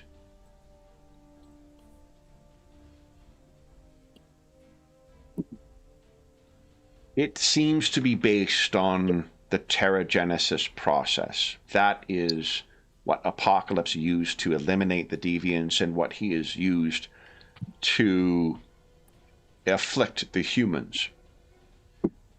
If the humans, or someone, were able to modify this virus, it could act as Terrigenesis.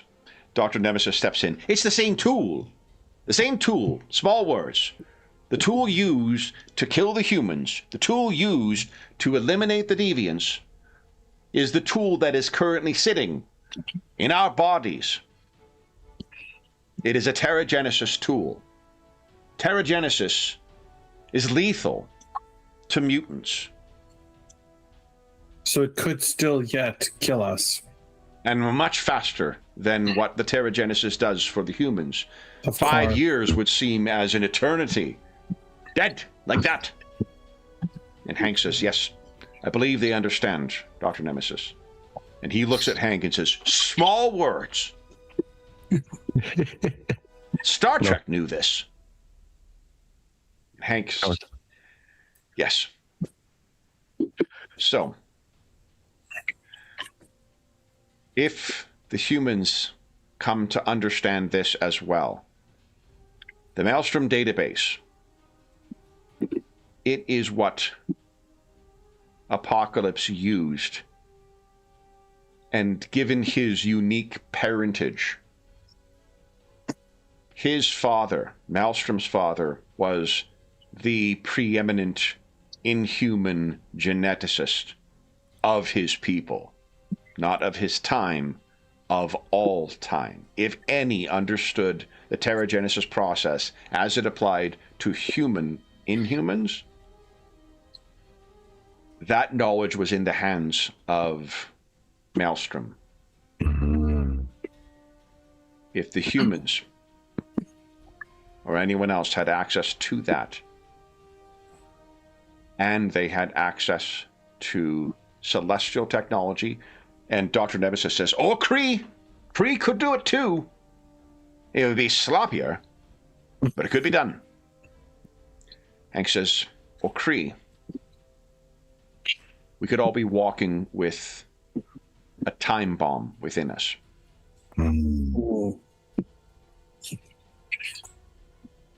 Oh, it wouldn't make sense with Apocalypse's methods, though. He wouldn't want to kill the mutants, would he? And Dr. Nemesis puts his, knuckles down on the table and he says, not the mutants. And Hank says, I do not wish to side with the alarmists who wear T-shirts with Eric's picture on them.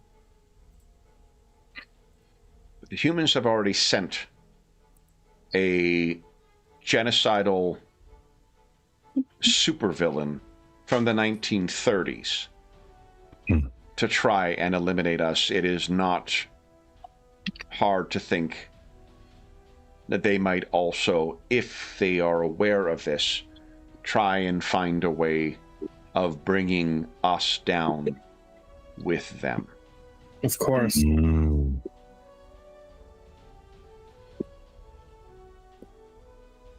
If they are already dead, there is no point in attempting to wipe us out, too. Well, it would seem to me that we must act as quickly as possible.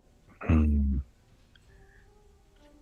Dr. Nemesis says, well, you see, easy solution. Wipe out the humans.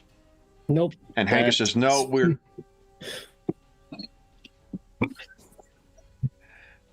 Hank turns to Havoc.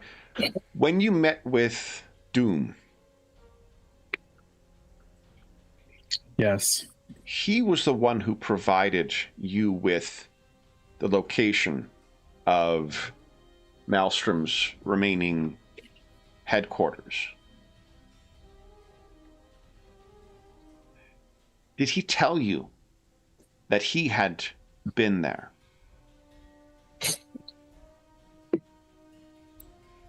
Did he tell me he had been there? He made no mention of that. No, I don't believe so. I don't believe he had been there at that point. He waited for you to... When you were in Atalan, when was it you first saw Doom? After we had entered? That's right. And you said he had accessed the computer banks in Atalan as well. Yes. Do you think it possible that Doom accessed the Maelstrom database after you departed? Wouldn't put it past him. It's possible.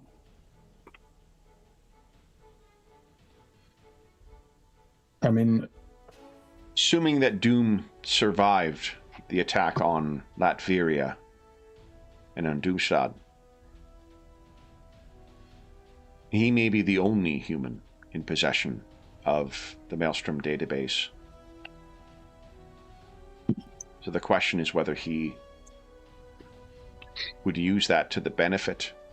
He may not have made the same conclusion or drawn the same conclusion that we have, but it seems irresponsible to assume that he would not. It does.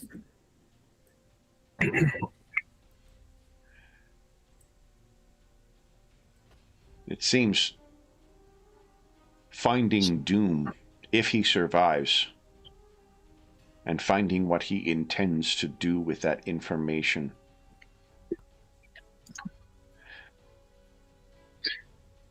In the limited dealings I've had with him, he does seem a quite dramatic individual.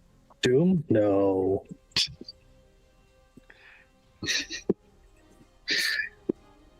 I think it was Ahab. From hell's heart, I stab at thee. With my last breath. Yes. Oh, Well, you're muted, maybe Robert. if we can give Doom hope, he won't feel the need to take that action. I think it's time we reach out to him. Indeed. We also...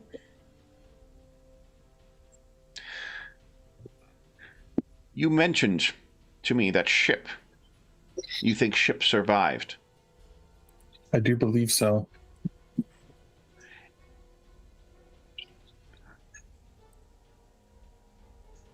I don't think you had the benefit of meeting ship before. No. It was a noble and heroic soul. Scared, chained, and abused for longer than we can understand. But if ship still exists, if its soul still exists, we may appeal to it.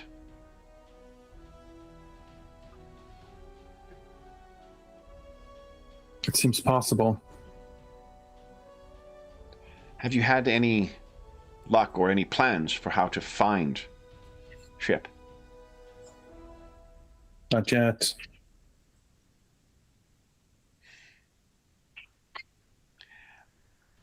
Working with Madison has me thinking. We have no telepaths, none with access to their abilities.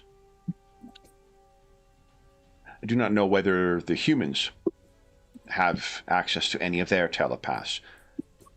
SHIELD maintained a side division for a time, and there are others who have similar gifts. Moondragon, the daughter of Drax the Destroyer, for instance. Assuming they were afflicted by the same telepathic pulse that our kind were, they may be gone. But Madison is a machine empath. While we have no way of contacting the minds of other living, organic creatures, if we wish to see the mind of ship, Madison could be the means by which we establish that communication. Yes.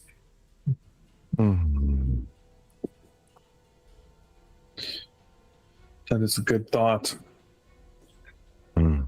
Dr. Nemesis says, and then we could use that to eliminate mankind. But why are we focusing on that? It's not all mankind. Give me, Mr. LeBeau, the mutants would be accepted from that. And Hankus puts his hand up to be like, all right, just... You have a sense of what life in the lab with Dr. Nemesis may have been for the last couple of I months. have words with this man later. So, Robert, sorry, you were muted earlier when you were trying to say something. What were you trying to say? No, I don't think I actually said anything. I think Oh, okay. Just was something that Havoc had said. Any of you have any questions or any comments or want to learn anything further from Hank or Dr. Nemesis at this point?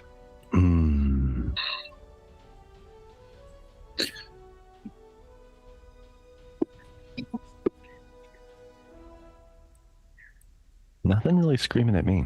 Got a lot of really snarky comments to make, but I should probably not make them in front of the men they're focused at. So,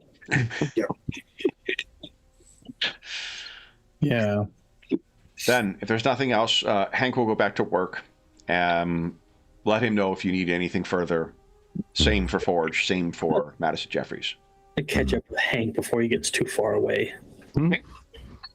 One thing we might, maybe a Colossus to Havoc is like we might want to, given Dr. Nemesis's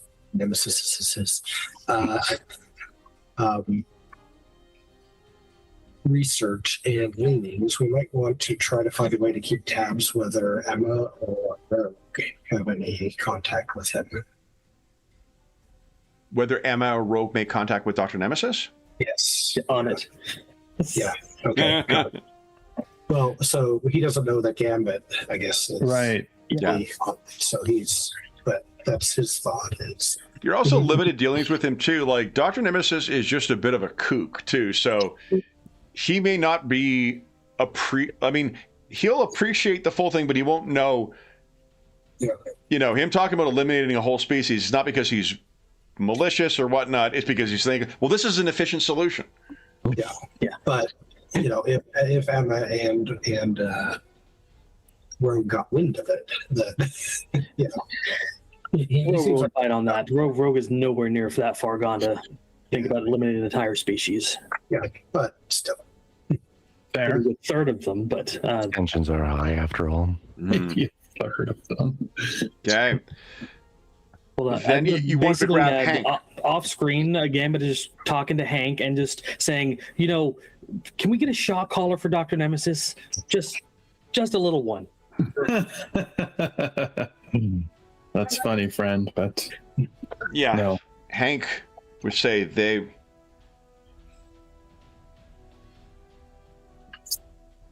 Nemesis is...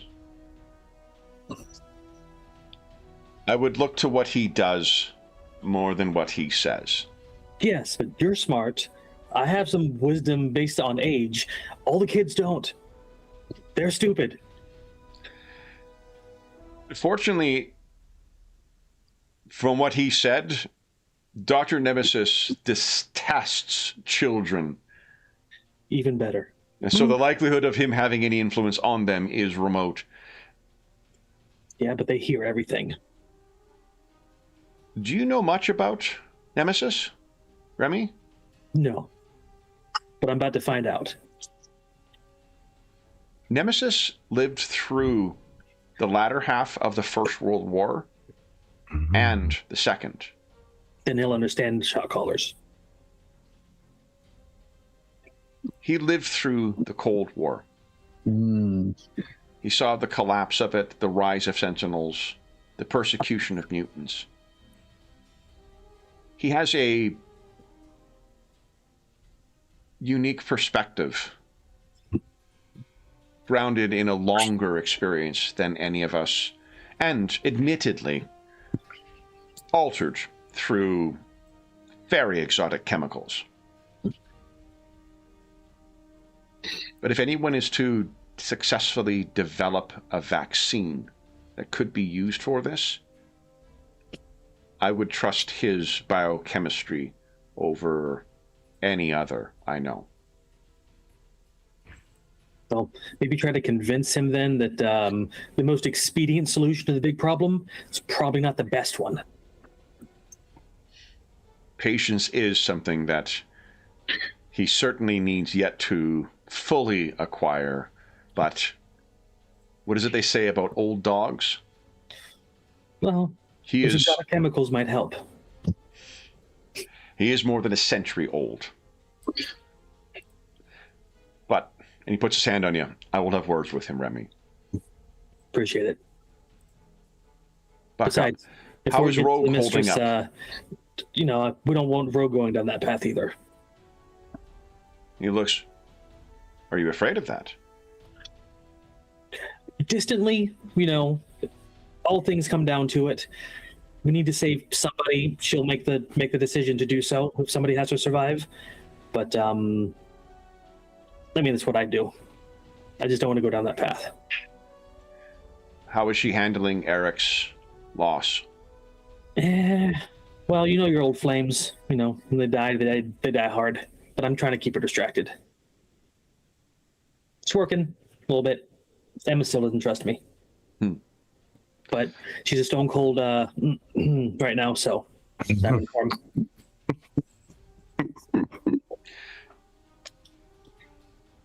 Do you know I once dated a reporter?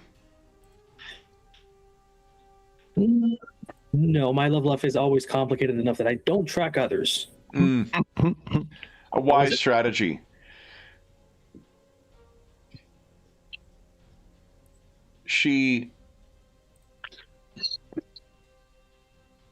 I believe she's been imprisoned for writing in support of mutants, intolerance, since all of this began.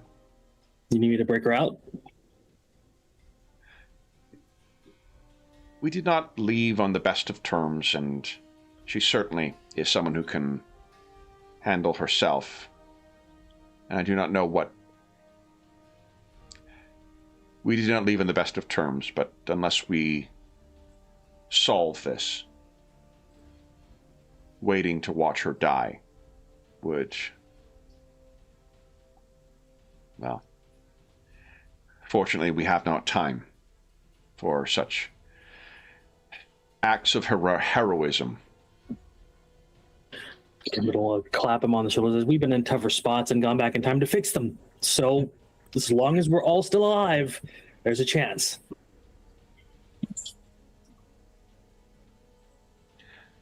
Say that again. Going back in time, or we're all still alive, there's still a chance.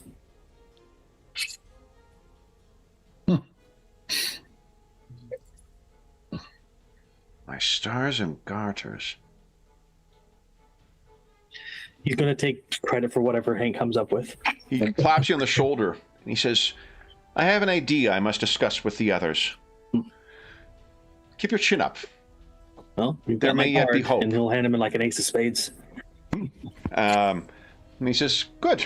And he sort of flicks it, and then you see him kind of, bound down the hall once again. He's at his... Hank's in a good mood when he's bouncing literally off the walls and off the ceiling and stuff. You all see Gambit walk back in with a little quirk of a smirk on his face. There is one of the... So, first off, you guys will have a moment to discuss this together. So you all are in sort of the command, or the bridge, I guess, of Damocles. Gambit seems to be playing with a card in his hand. He's got that shitty grin across his face. Gambit seems pretty happy after the news that you just heard. And one of the support staff, the mutants, comes and says, Mr. Summers? Yes. We have a transmission coming in from S.H.I.E.L.D. Right. Okay. Well, put it through. So if it's put through, let me see if... Oh, I do get that.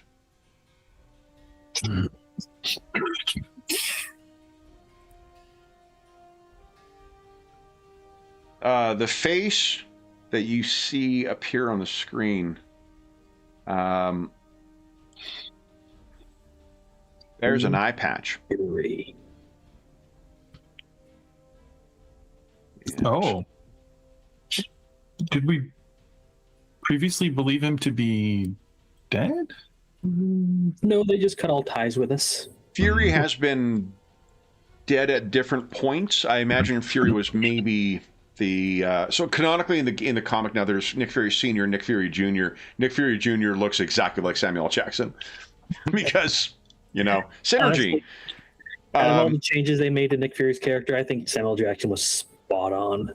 Oh, he's great. No, like I no fault to that. Just that the character from the films is a different character from the comics. The Nick Fury from the comics is a pretty fucking cool character as well. Alternate world theory, right? Oh, and like it's like if you've never read them or never seen any of the art from them or whatnot, like the Nick Fury Agent of S.H.I.E.L.D. comics drawn by Jim Steranko, fucking amazing. Like unlike anything else, you'll heavily influenced by the psychedelic kind of art from the 60s. Incredible shit. But anyway, he's on the screen. And he has the look he always has, which is that, he woke up on the wrong side of the bed and has been doing that for 50 years. Yes. Summers? What's up? How are things on your end? Surprised you're asking. The official position of you see he's like as if he bit into something that doesn't agree with his taste buds. United Human Front. The official position of the UHF is we had no knowledge of Red Skull's repurposing of the Nimrod robot, the Nimrod Sentinel. We regret the attack on your base and offer any medical assistance that you may require. This call is coming 2.5 months after the attack. Right. Jeez. I trust you have things in hand, though. So I told them. Yeah, sure.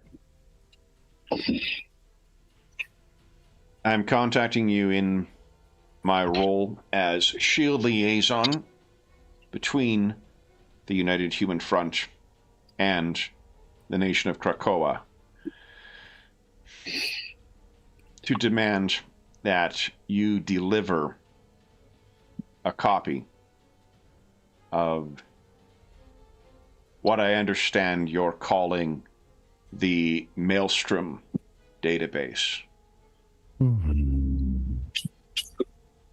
It is ready for you to unlock. Clothes ready for Kate and I'm going to swim. You have a copy? We do.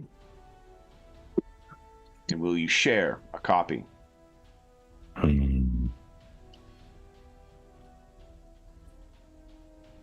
My understanding is that if there is a hope of curing whatever it is that's killing us, the best hope is in that database. Of course. Then, you'll agree that joint operations to do so, to uncover that, would be the best approach. Cooperation. What are the looks on everyone's faces that we would see in the comic panels? North Star is more confused than anything. Gambit is just trying to, stop himself from making sarcastic remarks. You can just see it's torn all over his face. Hiding his mouth behind his cards.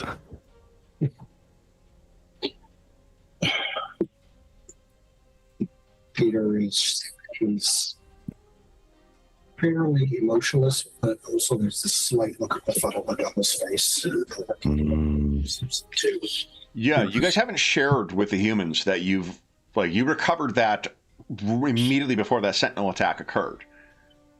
Right. And the only person who knew that you were going there, that you're aware of, who was human, was Victor Von Doom. Can be tried. And if Victor Von Doom, if he told them and he had access to it, why wouldn't he just give it to him? Right. assuming he was alive. Doesn't trust him with it. That's probably. Alternatively, how the fuck did they know? Dimitra. Well, how do they know? Gambit says they have spies. They have spies everywhere. Probably Bud Damocles. Or if you send Yeah. them. 4:30, I think. So. Okay, send them if they can. So how?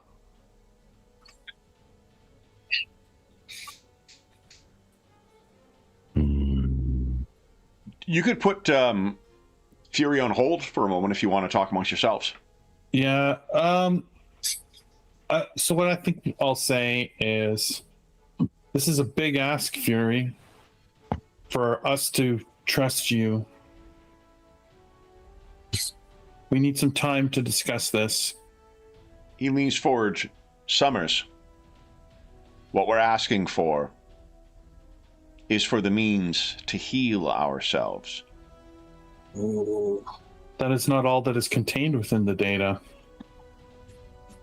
His eyebrow goes up on his good eye. And pretending that you don't know that does not sit well with me and our trust level. Gambit over there coughs. Yeah. Good. Called his bluff. Take your time. I'll wait. Goes down. So he's still on the line. You're able to contact him, but you're free to talk amongst yourselves. Gambit immediately says, okay, so he knows kind of what's in the data, but he doesn't have the data. That's what I'm getting from this. That's Do we scrub it and give him what we have, or do we just trust him? Because all cards on the table, we have to trust someone. And Nick Fury usually does what's right. Most of the time. For humanity? Question mark. Nick Fury is the kind of guy that will tell them to shove it up their ass if he doesn't like where it's going. He's done that before.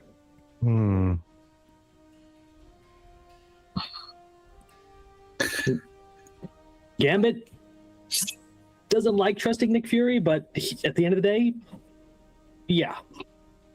He's Our probably the options best are person to do it. slim. Don't you believe that he is lying to us? Oh, yes, of course. But it's more of a bluff than a lie. You Poker. think he doesn't know the value of this data?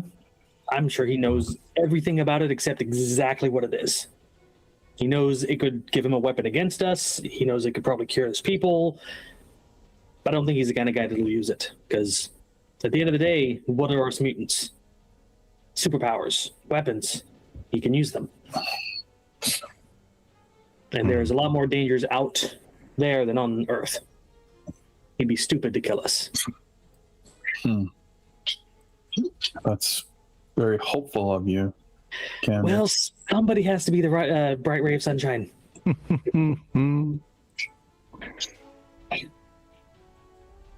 I'm still not sold that what you speak is the truth.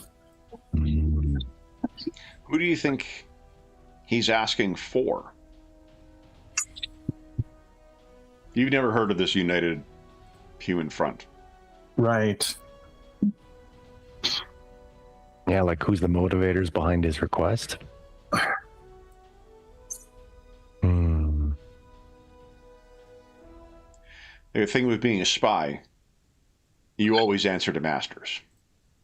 Right.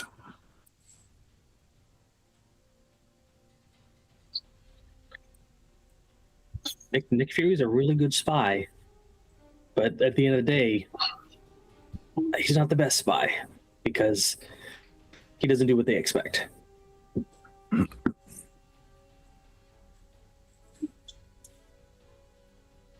But once this is out, we have no control over the data. Then we all can all die together if it comes down to it. Would we want to suggest a parlay in person? Ooh. With a dupe file, perhaps? Well, there's no point in giving them false information. Yeah. That just creates an enemy. And we're safe-ish on the ship, but if we go down on Earth, sentinels. Lots of sentinels. Right. So, Do you think they have something of value in exchange? No, I thought I was a thief.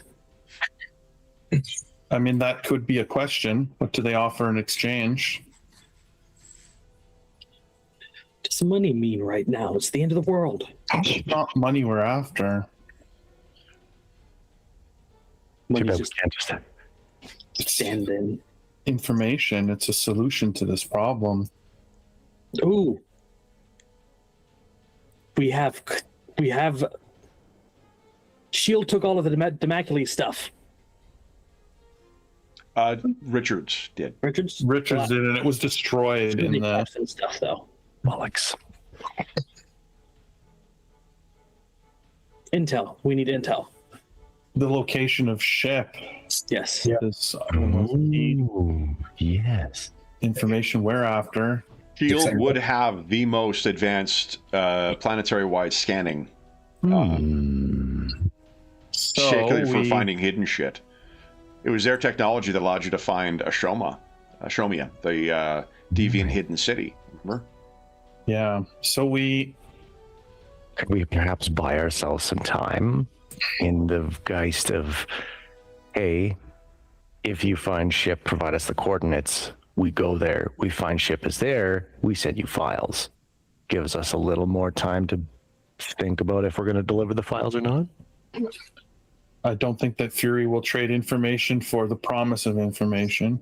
What about the promise of salvation? I mean, he would likely, if we get hidden information, he would likely follow through with what we ask. Hmm. What We can about, give him- what about the location of Dr. Doom? Since we have some interest in coordinating with him, or has it gone completely off the Doom is a question mark, much greater than ship. We don't even know if maybe the drives we took from wow, I can't remember his stupid name. Adelan? Oh, from Maelstrom. Maelstrom. Maelstrom. Maybe we took too much and Doom couldn't get the information he needs. Maybe it's Doom who's pushing Fury for this exchange. It's unknown. I think that we're better to move forward with the ship plan. Yeah. It's the safer path. Doom is Would Doom Doom's just Doom. like pop back up on the ship and talk to you personally? I mean, he's already done it.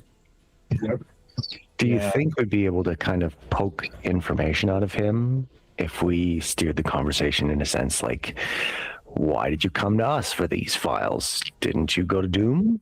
And see where that goes? We could try. I mean, I'm sure Doom is hiding ever since his town got blown up. Start there and then steer towards the ship if he seems to be completely clueless in regards to Doom.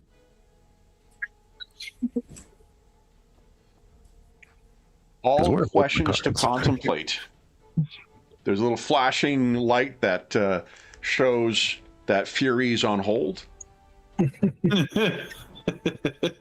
And we'll see what you guys choose to say in 2 weeks' time. Its eyes will flick over to Havoc and goes, Alex, you're the boss. yeah. So As it fades to black. that brings our issue to a close, guys. That is part 2 of the Book of Famine. First off, for those listening at home, thank you so much for joining us. And for those who have been so generous with the super chats today, thank you very, very much, guys. That was very much appreciated. I'm thrilled to hear you guys are enjoying our Uncanny X Factor story. As is always the case, if you have any comments, questions, or concerns regarding the session, the campaign, or the game we're playing, please don't hesitate to leave a comment in the comment section down below, and I'll endeavor to reply in a timely fashion. There's also a link in the description of the video to the Dungeon Musings Discord server, where all of us are active. We have channels there dedicated to this game. No, we don't. We have channels dedicated to most of the games and campaigns we run on the channel. I believe under the Assorted Heroes channel, I've posted the cheat sheets that we have for the powers for these characters. So if you want to have something that's going to be a reference sheet for any of the heroes we've used in this campaign, then you can find that over there. There's also channels dedicated to most of the other games and campaigns we run. There's a terrific, helpful, knowledgeable, and friendly community over there. You are more than welcome to join us. There's also a link down below to our friends at Noble Knight Games. Noble Knight Games is the preeminent unionized retailer of hard-to-find and out-of-print RPGs in North America. Not only do they have an incredible selection of new role-playing games, board games, and card games, they have an unmatched selection of hard-to-find and out-of-print RPGs, including a lot of the older Marvel RPGs. If they don't have something in stock that you're looking for, you can put it on a want list, and they'll send you an email when it comes in. And if you make a purchase of $10 or more through their website, be sure to enter the code SPRING26DM, all caps, all one word. It's in the description down below. That'll save you 10% on any purchase of $10 or more through the website. That'll change as of May 1st, 2026. So if you're listening to this after that time, just come back to one of our more recent videos. You'll see what the current discount code is listed there. The last thing I will say is a huge thank you to our Merry Mutants. So John, Jaden, Jeffrey, and Robert, thank you so much for playing today, guys. Congratulations on learning more about the plot of Apocalypse and the potential ways of uncovering them. And thank you for giving me an excuse to play Dr. Nemesis.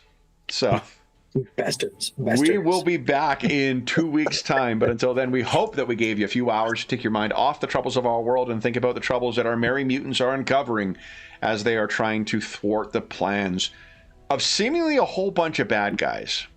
And until we see you again, stay safe, stay healthy, happy gaming, and as always, make mine Marvel.